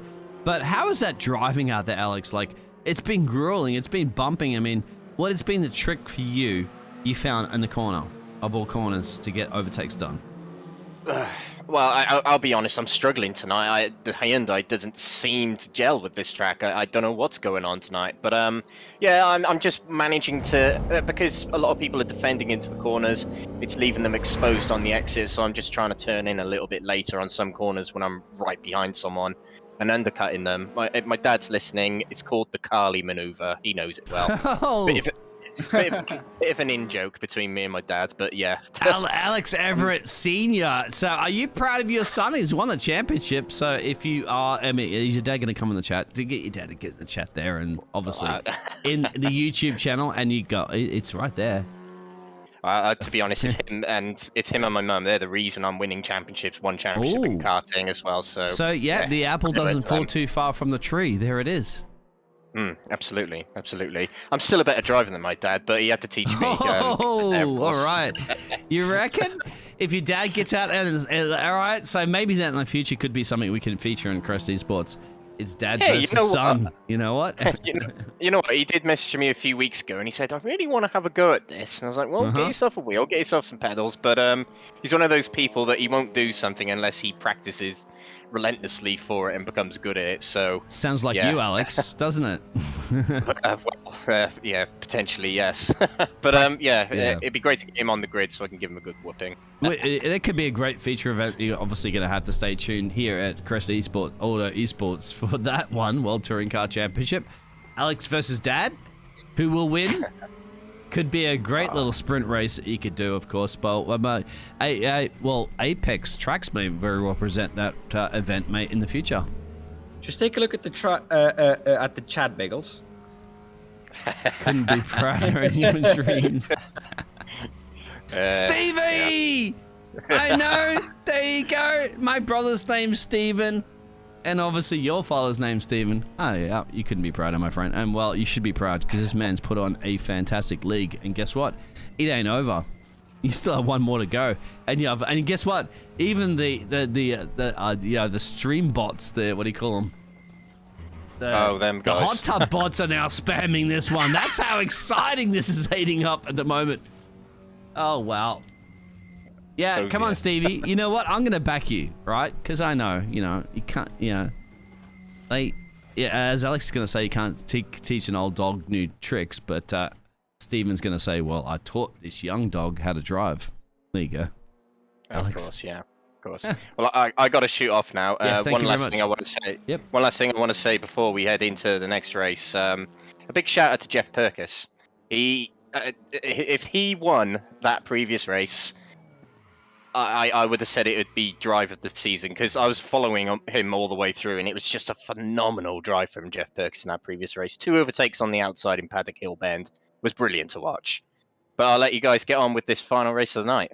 Thank you, and good luck on your final race of the night. Jeff Perkins is right there here, represented for the Alfa Romeo. But this is it. Crunch time has come. It's the end of the season, but it's not the end of the racing you're going to expect here at Crest Autosports World Touring Car Championship. The representation of Racing Room, of course. And once again, the Double Ds are back into the casting box there of Mr. Dan and Mr. Dean. I'm not usually use my name Dean, but it is a Dean Biggles and a Dan. I don't even pronounce your surname, my friend, because my Dutch doesn't quite work out there. But Stephen has called it. He's under strict instructions to win the last one. Oh, Alex, there you go. So don't never let your father down. He taught you all the tricks to be the racing car driver you are today and the winner of the championship. Anyway, Alex, over to you. Dan. On to the grid. He just called me Alex. Did I realize that? Yes, I did. 5 red lights are on, and we're going to be underway in a second. It's lights out, and we're underway for the last race of the season, the final 20 minutes of the Crest Autosport World Touring Car Challenge, and it is George or Jurgen Mazzi Peterson leading the way into turn 1. Paul Hans is behind that. Norbert Juhasz trying to go around the outside of him. Not really able to go around the outside. Really difficult to do there at Druids. But once again, Biggles, we're cleanly through the first corner. Yeah, I mean, but now it's like everything's at it, isn't it? It's the last race of the season. So kind of like a dive bomb may very well be acceptable here. Because the stewards are obviously going to report on situations like this, but how much are you going to go? Is it going to be Michael Massey retiring from bad decisions? Who knows? But I guarantee one thing right now, it's motor racing here in Brands Hatch for the final time this evening, and 20 minutes of it too. Yeah, and it's Joker now attacking Ian Dini. Oh, who's that off? I think that is Craig Deakin. Craig Deakin. Oh, he's wrapped up the championship, and he's a little bit too excited about that one already. He did it exactly at the right moment, because this wouldn't have been the one. He's down at the moment behind Stephen the Greveleer in P22.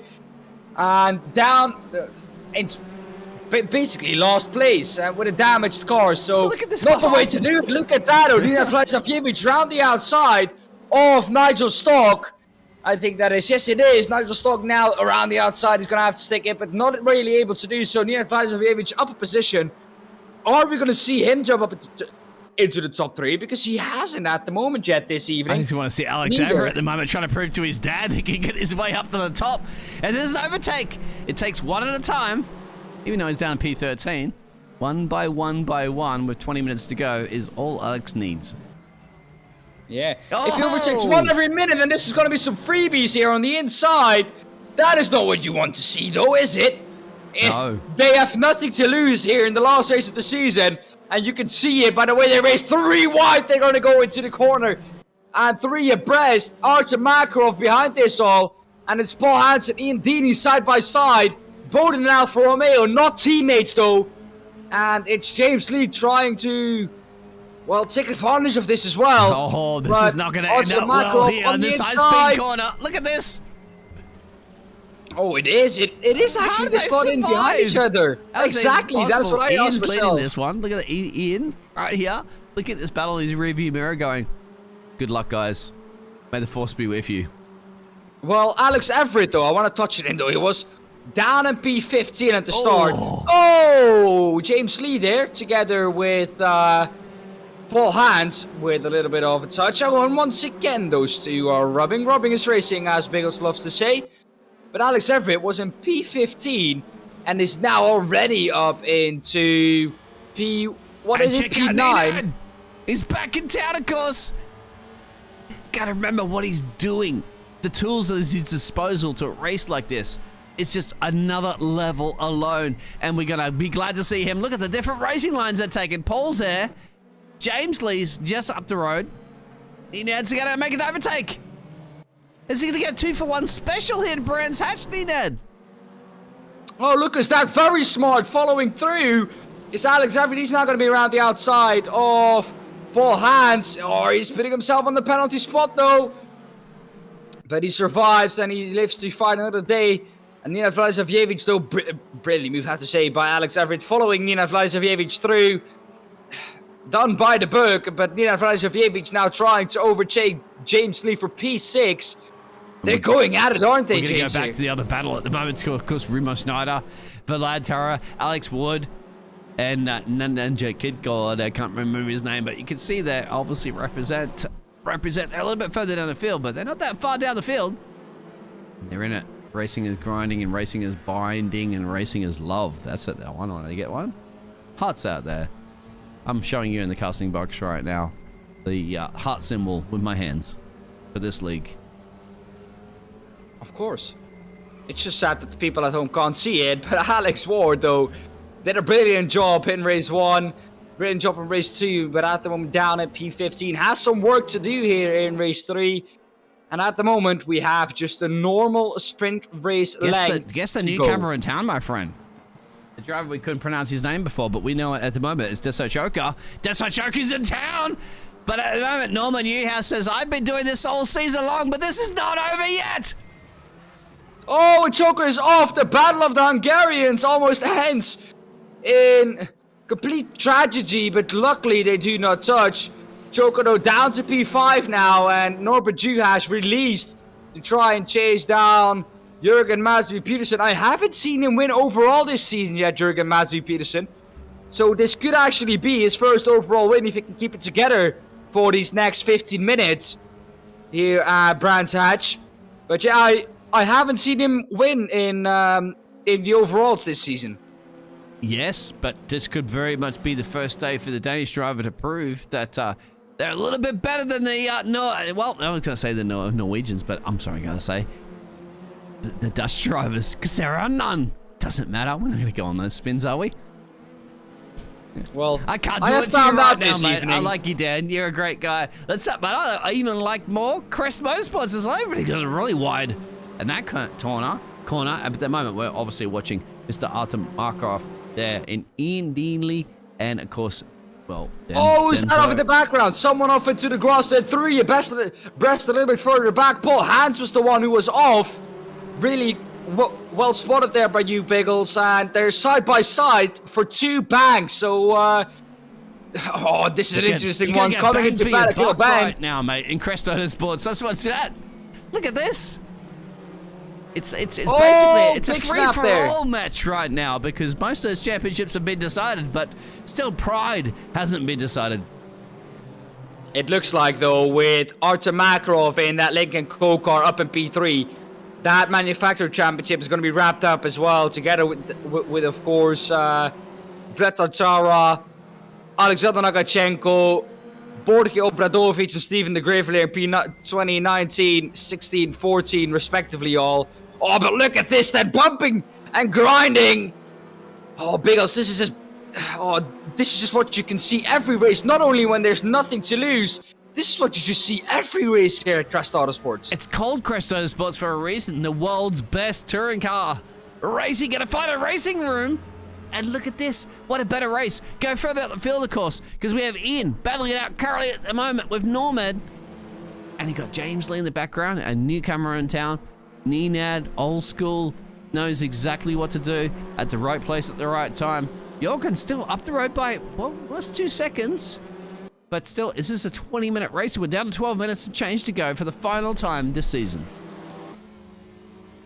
Down 12 minutes and 12 seconds to go. Beautiful number, I have to say. Norbert Juhasz in P4, looking to the rear of Ian Deaney.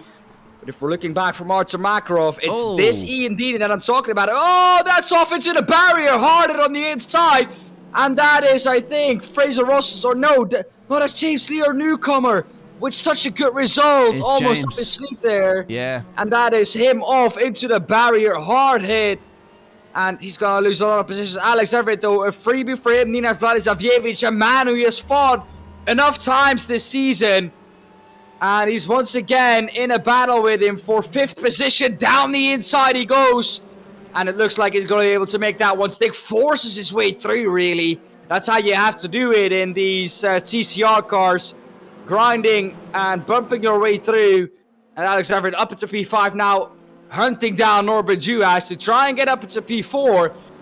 We're not even halfway through the race, and he's already gained 10 positions. So, Stephen, my man, you're gonna have to watch out, because your son is really, really rapid. Yeah, this could be coming down to crunch time. Of course, Stephen's gonna be a very proud father, and he's gonna be even more proud father if somehow Alex can find his way past Norbert. And then Ian, and then Makarov, and then Jorgen, who's up the road. He's got time on his side. He has his father beside him and behind him. Let's see if Alex can get it done. Oh, he's really close now on to the back of Norbert Juhasz. He's going to take the inside. Norbert Juhasz, at the moment, not really going to fight it. Down the inside of Paddock Hill Bend. You want to have the outside in to try and carry the speed through. Norbert Juhasz tried to follow him through.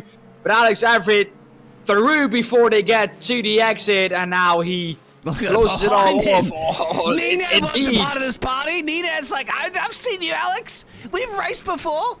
It's game on right now. Nothing to win and nothing to lose. Everything to gain for what will potentially be the future of the race 1 in the next season. That's what it's going to be, isn't it? In the background, of course. Don't forget, of course, this newcomer in town. And he's going to be the one to be playing in this party with these other drivers, hopefully next season as well. You know his name, right? Denso Choker. Yeah, Denso Choker. He's got it. It's a brilliant name, though. I have to say, it's it provides a good challenge for us as commentators as well, Biggles. And, oh, that's a bit of a touch there from Fraser Rostens. That's not what you want to see. Fraser, keep it clean, man. And he does so now onto Dini's. And on edge once again here. Oh, look at that. He's onto the grass normally. Oh, but he just lifted off, I think. Normally, if you go into the grass there, you're all done. Go back to the other one. Can't forget about Paul Hans. Remo Schneider's been here all season long, representing Switzerland. And he's got a little bit of a problem up the road. And that problem has been Alex Water just stuck one up on the inside, cheekily. Forced his way through. Cheeky. Forced his way through there. Yeah. He said, if you don't make room for me, I'm going to have to make it myself. And thank you for that. I am through. Up into P12 he goes. Look at this, Dan. Denso Joka up into P7 right now behind Norbert Juhasz. The battle of the Hungarians resuming once again. And down the inside of this Denso Joka. And he really made Norbert Juhasz there. And Fraser's going to seize this party, my friend. Fraser's been around here a few times. He's going to be battling side by side with them. Keep an eye on that. Oh, man. There are fights all over the field. And even though this is a 20-minute race, which is a little bit longer, we are seeing fights all across the field, Biggles. And once again, I'm going to say it once again. Oh, that is Norbert Juhasz off Silas into the grass, like I said. You don't want to have that happen. It did happen to Norbert Juhasz, and you can see how much time you lose with that. And at this point, Denso Joka, the best Hungarian on the grid, he will be proud with that, won't he? Of course, man. At first, yeah. Oh, it had to beat you. Now Alex is gone. A little bit twirly-whirly out of the corner. Still keeps it pointing the right direction somehow. Under massive pressure there. From Fabio Gil there. From the other Ukrainian driver, and I'm running out of breath. Alexander Nakachenko. Oh, man, that Lincoln Co-Cars, they just have to make sure they finish, of course, for that manufacturer championship. But Alex Everett, at the moment, not really able to catch up to the front of the field, though. That gap still But Ian is. 2.8 seconds. But Ian is. Look at this. British in Brands Hatch. Representing. This is a top 3 you can see right down on the screen. Alex is just lurking in the background. Trust me, Alex is loving this battle party right now. Because he knows the more they battle, the more Alex creeps his way into this party. Exactly, and that's exactly what Alex at the moment wants. He wants them to fight, and he wants them to fight over that first place. Artem Makarov, though, we haven't seen him challenge Jürgen Masvidal-Peterson. He's had a really quiet race as of yet, but now they're finally caught up to him, and they're going to give him a real run for his money, because Jürgen Masvidal-Peterson hasn't won overall yet. He could do it this race, but Artem Makarov trying to not let that happen. It's going to happen at some point, wouldn't it? Because 6 minutes and something changes. Got to decide this one. There's a run, no. Lifts a little bit. Just remind him at the moment that this team, of course, that we've seen all season long there, and Lincoln Co. are bringing it. They're the blue cars. And they're bringing it to drive defensively, though. Artem Makarov's going to have to go the long way around. Not able to do that. He's going to park it on the apex. Is Jürgen Masvidal-Peterson, but they have to watch out that Ian Dini isn't going to do a double overstake, because that could well be the case if they get into their own battle a little bit too much. And now look at the gap to Alex Everett, 1.6 seconds. He's going to join this battle in a second as well. This is a run now. Can't go side by side, but once again, we're on board with Ian, so he's spotting this from his view. And Ian is just basically waiting and biding his time. The problem is, of course, you're biding your time with Alex Everett, the champion of the world, behind you. So you got a lot of pressure up the road, a lot of pressure behind you. But Jürgen's handling that pressure quite well, too, for the Danish driver. Yeah. Jürgen Masvidal-Peterson, though, what would you do, Biggles, if you were him at this point? You haven't won a race overall yet. And I always say, you're under this much pressure. Go a little wide, smash those mirrors into the fence, and forget about mirrors. You don't need them right now. You only look forward. You don't never look backwards. Even with that pressure there from Artem Makarov. It's difficult pressure. You got Ian down the road. You have Alex, the championship leader, behind down the road. You got to focus forward. You can't focus backwards now. Yeah, of course. Ian Dini, though, under pressure now from Alex Everett. That's maybe going to help Artem Makarov, because Ian Deeney will now lose some time with having to defend from Alex Everitt.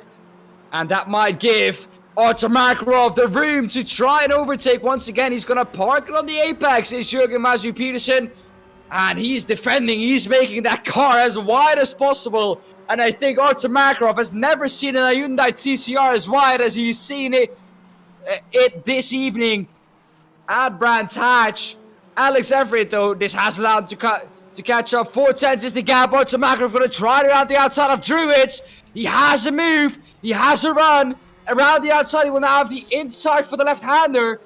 But that will be taken off by, or cut off by Jürgen Masvi-Peterson. And once again, we're seeing the file in the same order. And Alex, the other Alex Everitt, is sitting back in P4 at the moment. Caught the party pretty quickly. He's got his father at the moment. Steven's out there believing. Don't stop believing right now if you're the Stevie Everitt party. Because he's got to try to do it. He's won the championship, but if he could win this race, if he could pass 3 of these gladiators, that will be a storm. But one thing, remember too, Nenad's caught this party as well. So it's a 5 party for the 5 race end here. 3 minutes and change can decide this. Anything can happen. I think if we had to go to a commercial break right now, it would be Apex Tracks, but we're not. Dan, this is it. It's game time. It's race time. It's a final it's game time. Alex Everitt forced a little bit wide. Anastasios might now have a run on him, as will Artur Makarov on Jürgen Masvi-Peterson. Once again, going to keep that inside line. Once again, going to park it on the apex, but not this time round, says Artur Makarov. Down the inside he goes. And we're going to come across the line. Who will it be ahead? It won't count this time round, but down paddock hill, the outside favorite here. But Artur Makarov, the move already done before they get to the exit. Look at that, though. Coming back on the exit is Jürgen Masvi-Peterson and Artur Makarov once again behind Jürgen. Oh, but now look at that. The exit will be for Artur Makarov. He's somewhere on the outside. But once again, Jürgen makes that move stick. Oh, you just can't call it. Look at it. We're 3 at best, a little bit further back. Going into the left-hander now. Artur Makarov has it now. Surely. He's forced it wide into the barrier. And Jürgen Masvi-Peterson sees his chances of winning his first race slip through his fingers. Forced it to the barrier. Well, you called this one. Look at this. Now Makarov leads from Ian, Nenad, and Alex. The top guns of all top guns you've seen all season. The final of the season. This could be the best ending you're ever going to get. I thought the Formula 1 ending that happened in Abu Dhabi was something exciting. Guess what? Welcome along to Crest Autosports, because this is going to come down to the wire here. With 1 minute and change to go. Who can win the final round? The lap times are around 1 minute 33s. So that means that once we cross the line now, we will be entering the final lap. Neil Vladislavic trying to move around the outside of Ian Deeney. That will open up the door for Alex Everitt to try and get past. That door will close by Nenad Vladislavic. Alex Everitt, if he wants to win this for Steven, has a tough job to do. But the first... Go on. No, he's going. Go. He's going for it. Alex Everitt going to go around the outside now of Druids. Had a look up the inside of Paddock Hill. Ben not able to do so, but look at the front of the field. Indeed, also having a look on Artur Makarov. That move won't stand. Oh, but Nenad Vladislavic closing the door. Oh, very harshly there on Alex Everitt, but he is now past, I think. He's going to now say, I'm going to get my elbows out. I am going to force you wide. And it's not going to happen twice, but it's only P3 for Alex Everitt at the moment, not P1. Ian Deeney is going to have to overtake first before he can overtake Artur Makarov. But I think Nenad Vladislavic not going to let this one go without a fight either. Absolutely. No. This fight could go all the way down to the tooth and nail by dying seconds of this race. The key is, can Ian hold off? Can Alex get something, a miracle? Can Nenad do the Nenad special? That's going to be the key. We don't have any more time left. 20 minutes is almost past. And anybody can win this race right now. We've seen passes in the dying stages of this race. Can Makarov hold off right now? He's got a charging Brett 1, charging Brett 2, and there's difficulties. He's around. He's around Nenad and both Alex Everett touching him, but it looks like it's going to be Alex Everett in P3. Artem Makarov winning the last race of the season. It's a drag race to the line between Nenad Vladislav, Alex Everett, and Ian Deeney. But it will be Nenad Vladislav who gets P2. Alex Everett not fulfilling the task from his dad, not getting that victory, but a beautiful P3 from P15 on the grid. And Ian Deeney comes through in P4 in what has been a four-way battle for the last 10 minutes. And Alex, oh man, give us some burnouts right now for your father. We know that didn't happen. Stop the car right now and burn that out. All right, you don't have to return it back. Your father, I'm pretty sure, will be proud of you right now. Slow it down and do some burnouts. Give us something at least before we go through those final results for the final time this season. Yeah. Don't you pull that car back in the pit lane. I want to see burnouts, don't you, Dan? Oh, yeah, of course. But look at that. Craig Deakin finishing 23rd after wrapping up the championship. Stephen and Greveleer actually in P17, though. But, yeah, very well done. But I think Stephen Everett knew that he was putting his son up with a difficult task. So I think to see his son come through in P3 after starting from P15 on the grid, I think he'll be very, very proud with that. And, yeah, of course, not a win, but from P15 I've always said, P3, man, the apple doesn't amazing. fall too far from the tree. Go through those results first, please. Artem Makarov will win the last race of the season. Nenad Vladislav in P2. Alex Everett in P3. P4 for Ian Deeney. P5 for Fraser Rostens. Jurgen Madsby Peterson in P6. 7th is Desko Choker. Vlad Tartara in P8. P9 for Nigel Stock. P10 Alex Ward. P11 Fabio James Lee. P12 P13 Norbert Juhasz. P14 Boki Obradovic.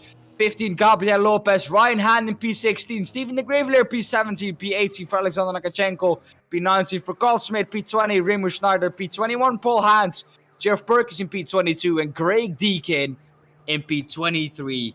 That, for the last time this season, was your race result.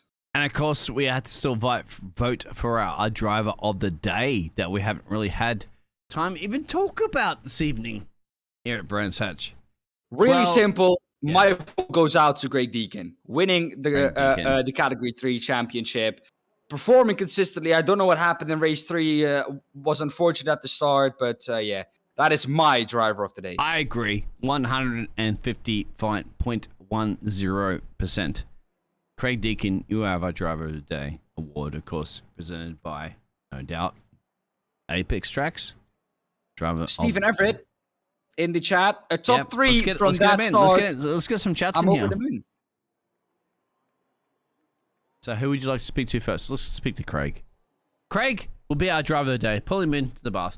Craig, congratulations, driver of the day. What a race. How do you feel right now? Yeah, it feels great. Shame about race 3. Don't really know what happened, to be honest, but ended up in the barrier and it just killed the engine. It didn't. Oh, it does. I saw that early in the race, mate. But you already wrapped it up. So at that point, you already like too much champagne before race 3. Is that what it was? I don't know. I did a couple of adjustments to the car and it made it drive worse. So I think I just lost the back end, and then there was so many cars around, I just couldn't. Ended up getting tapped into the barrier. How did you find Brands Hatch? How were you approaching this one, knowing, okay, Stevie was your main championship contender, and Stevie already spoke to us earlier saying, you know, he didn't get the practice in. I'm not sure if you were aware of that or not, but it's your race to win, your season to win.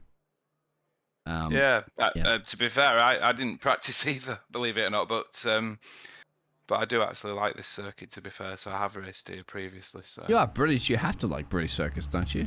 Yeah, Brands Hatch is a tricky circuit. Yeah? Yeah, it's fast, very fast. But you delivered in where it mattered, right? You delivered where you needed the results, and it worked. I mean, were you a little? I guarantee you must be a little bit gutted if you weren't going side by side with Stevie into every turn at Brands Hatch for the final time. Yeah, I was definitely looking forward to that, and it was such a shame that he wasn't on his usual pace, because we've had some good battles through the season. Yeah, some fantastic battles, my friend, this season. Are you coming back? Please tell me you are. It should be, yeah. Yeah, definitely. I mean, some of these guys at the front, they're just so I've seen quick, the aren't they? schedule, Just- my friend. 27th of next month, Imola. How do you feel about that? Yeah.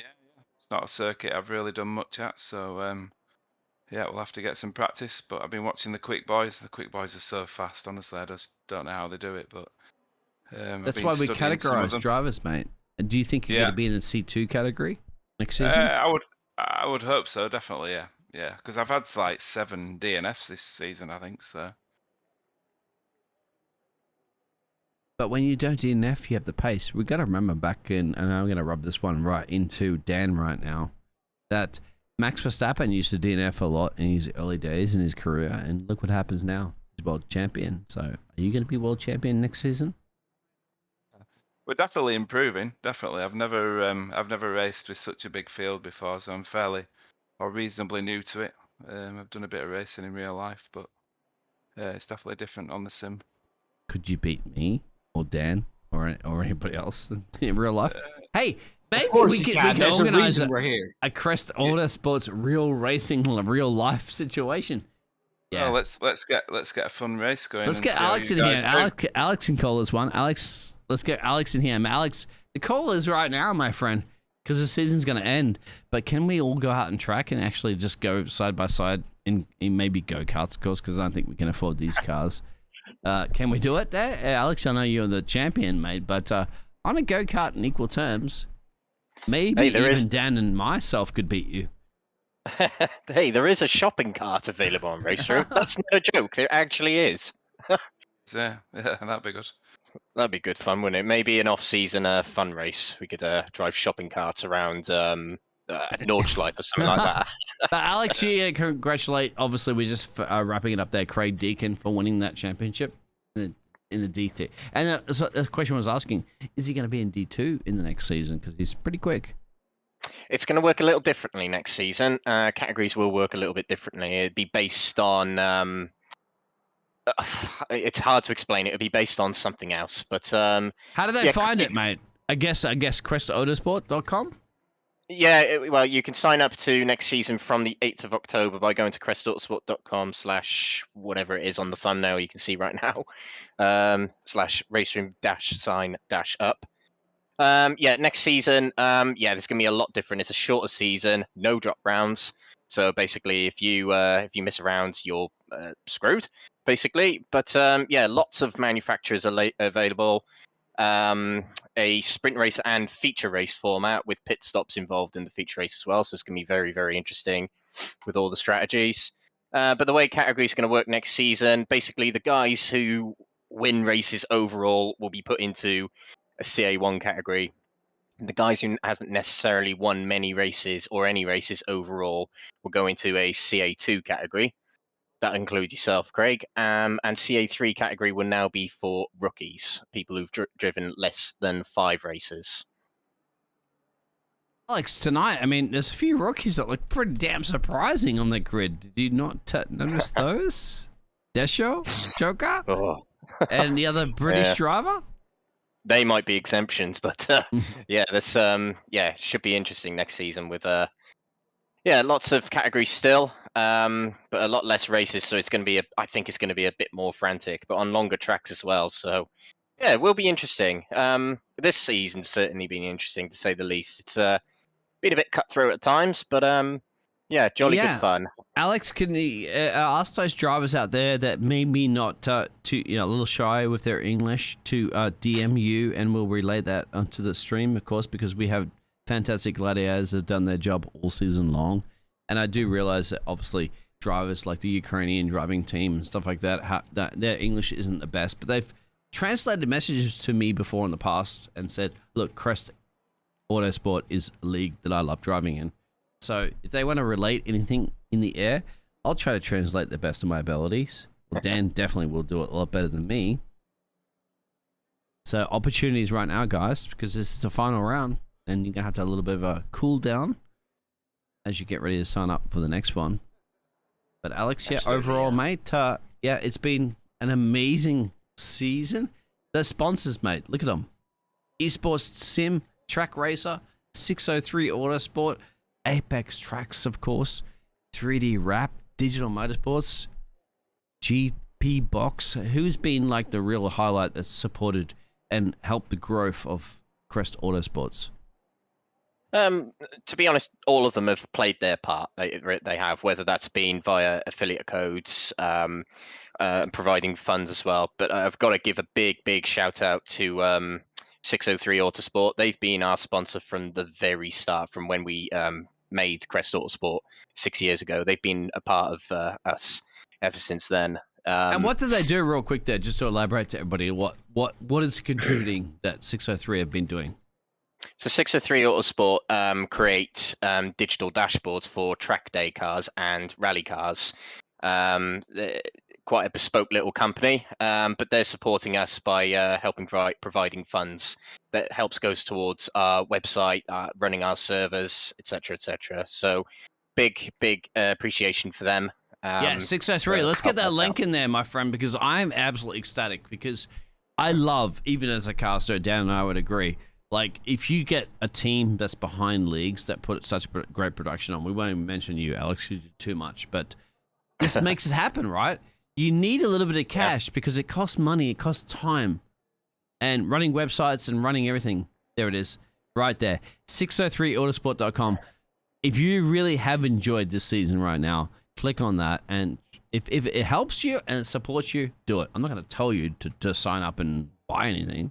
I'm just going to tell you that is the reason why this motorsports exists for Crest. So just remember that. Yeah, appreciate that. Yeah, it's big shout out to them. Yeah, you're right. It does cost to run these leagues. Servers cost, broadcasters cost. It's the time as well, that sort of thing that gets put into it. But I'm not gonna cry and wave over that. It's what I enjoy doing. I enjoy putting on leagues. And I enjoy racing leagues as well. So and winning them too, mate. Did you forget that little word? They're winning them. Didn't want to mention that alongside running them as well, but I try to sort of get into these races and just sort of forget that I'm running it and just sort of focus on driving as if I am like these guys just joining in on a league. That's how I kind of approach these races. Alex, you're the only guy I've ever casted in many leagues that I cast, as well as Dan would probably agree, that a guy that runs a league, puts on all the work behind the scenes. Of course, you have a regular day job, you have your regular family, you have regular things to do, and still wins. That is pretty much unheard of. So why aren't you racing in Formula One? A good question. Williams didn't call me for some reason. Not sure what's going on. Non's available, maybe? I don't know. There's teams around there. Well, Alex Albon knows me. He knows I can beat him on ACC. So. All right. You have to show that one. Yeah. Any other interviews, of course, because I really wanted to hear from some of the other drivers, but we obviously did hear from Stevie. I'm not too sure. Remo would be a good one to interview if he's listening. It'd be great to get him in the jump in, Remo. This is your final chance, my friend. You have to wait about a month, right? For the as you see the schedule right now, 27th to the 10th, Imola. Yeah, and just as we mentioned the schedule, obviously the last race of the season you mentioned earlier is going to be referred to as the Apex Tracks Grand Prix. They're the other sponsor I wanted to give a big shout out to, because they've been providing funds and prizes for our leagues all year long. And of course, I was going to say the winner of this season is going to receive a nice prize from Apex Tracks, but it's actually going to go to the person who finished second overall in this championship. Who's going to go to it? It's going to be Artem Makarov. Yes. He'll receive a nice UC Apex Brands Hatch layout. Ooh. Did you hear that? And yeah, very admirable of you, of course, Alex. You put all the work on, and you're like, I don't want to receive the award. I'm going to give it to the other gladiators. And you know what, mate? How's that for supporting Ukraine? Right? How is that as Crest supporting Ukraine? I've mentioned it on previous broadcasts. We, myself and a guy called Zaraya, who runs the Ukrainian sim racing organization, he put the team in for this championship, which consists of Artem, Vlad, Alexander, and Victor Gorick in the early part of the season.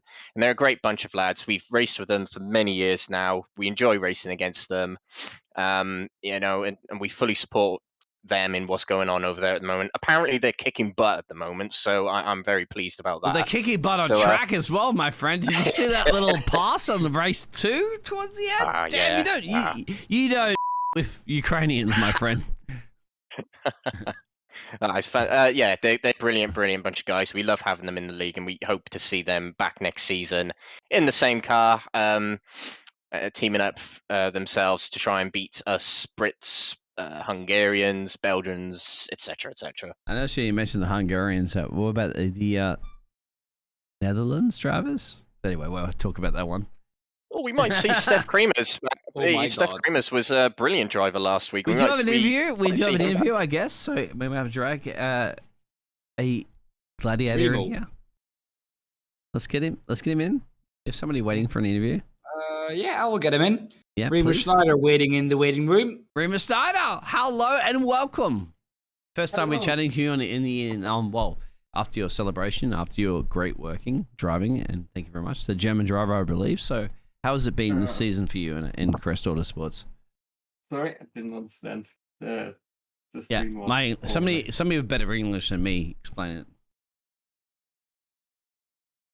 What was the question? No, we're just welcoming Remo Schneider in here. Yes, brilliant season, Remo. Considering you came in as a reserve driver at first, and then eventually about 3 rounds in, you said, "Oh, go on, I'll do it full time," and you took the Honda car and you continued putting in the results. Just looking at your results, you've had 19 top 3s in your category, 8 wins. Just talk us through your season, how it went. Yeah, it was like my first season league racing. It was the first time, and in the beginning I was reserved because I thought, maybe it's not that fun, but I started out and it was really fun. So yeah, and also the results started getting better because I was preparing a bit more for the later races. Yeah. Remo, also together with your teammate Norbert Juhasz, you both wrapped up the team championship as the Honda Privateer team. Tell us how that was for you two. Weird racing with Norbert sometimes because we were also fighting in the drivers' championship. So you kind of don't want to race your teammate too hard, but if it's also your direct opponent in the drivers' championship, you want to race him hard. So it was sometimes a bit tricky. You're one of the only German drivers on the grid that was representing, of course. And I know, hey, German drivers, man. Just talk to Michael Schumacher. Just talk to Sebastian Vettel. How did you feel going to this championship? Isn't he Swiss, Biggles? Yeah. Oh, Swiss. now, okay. Just mute me. Go ahead. Just shut me down. Almost the same, though. Not really. No, you're representing Switzerland. You're racing all the time, mate. Now I'm remembering. Sorry, your nationality was wrong for what I'm representing, but your driving is definitely not wrong for what you've been representing. It's possible you're way better than Roman Grosjean at the moment, Remo. So that's something to boast about, surely. Yeah, are you the quickest Swiss driver on the planet when it comes to race ruin? Yeah. Come on, give us an answer to that one. Of course he is. Yeah. All right. Yeah. Thanks for the kind words, though. It's true, but come on, don't deny it. Okay, for once I can say it because I won the championship. Yeah. There we go. And another big shout out to you, Remo. Overall, if we did an overall championship, that is, because I've just been monitoring how people performed overall in the championship, you would have finished 5th overall behind myself, Artem, Ninad, and Vlad Tatara. So, job well done. Not too bad.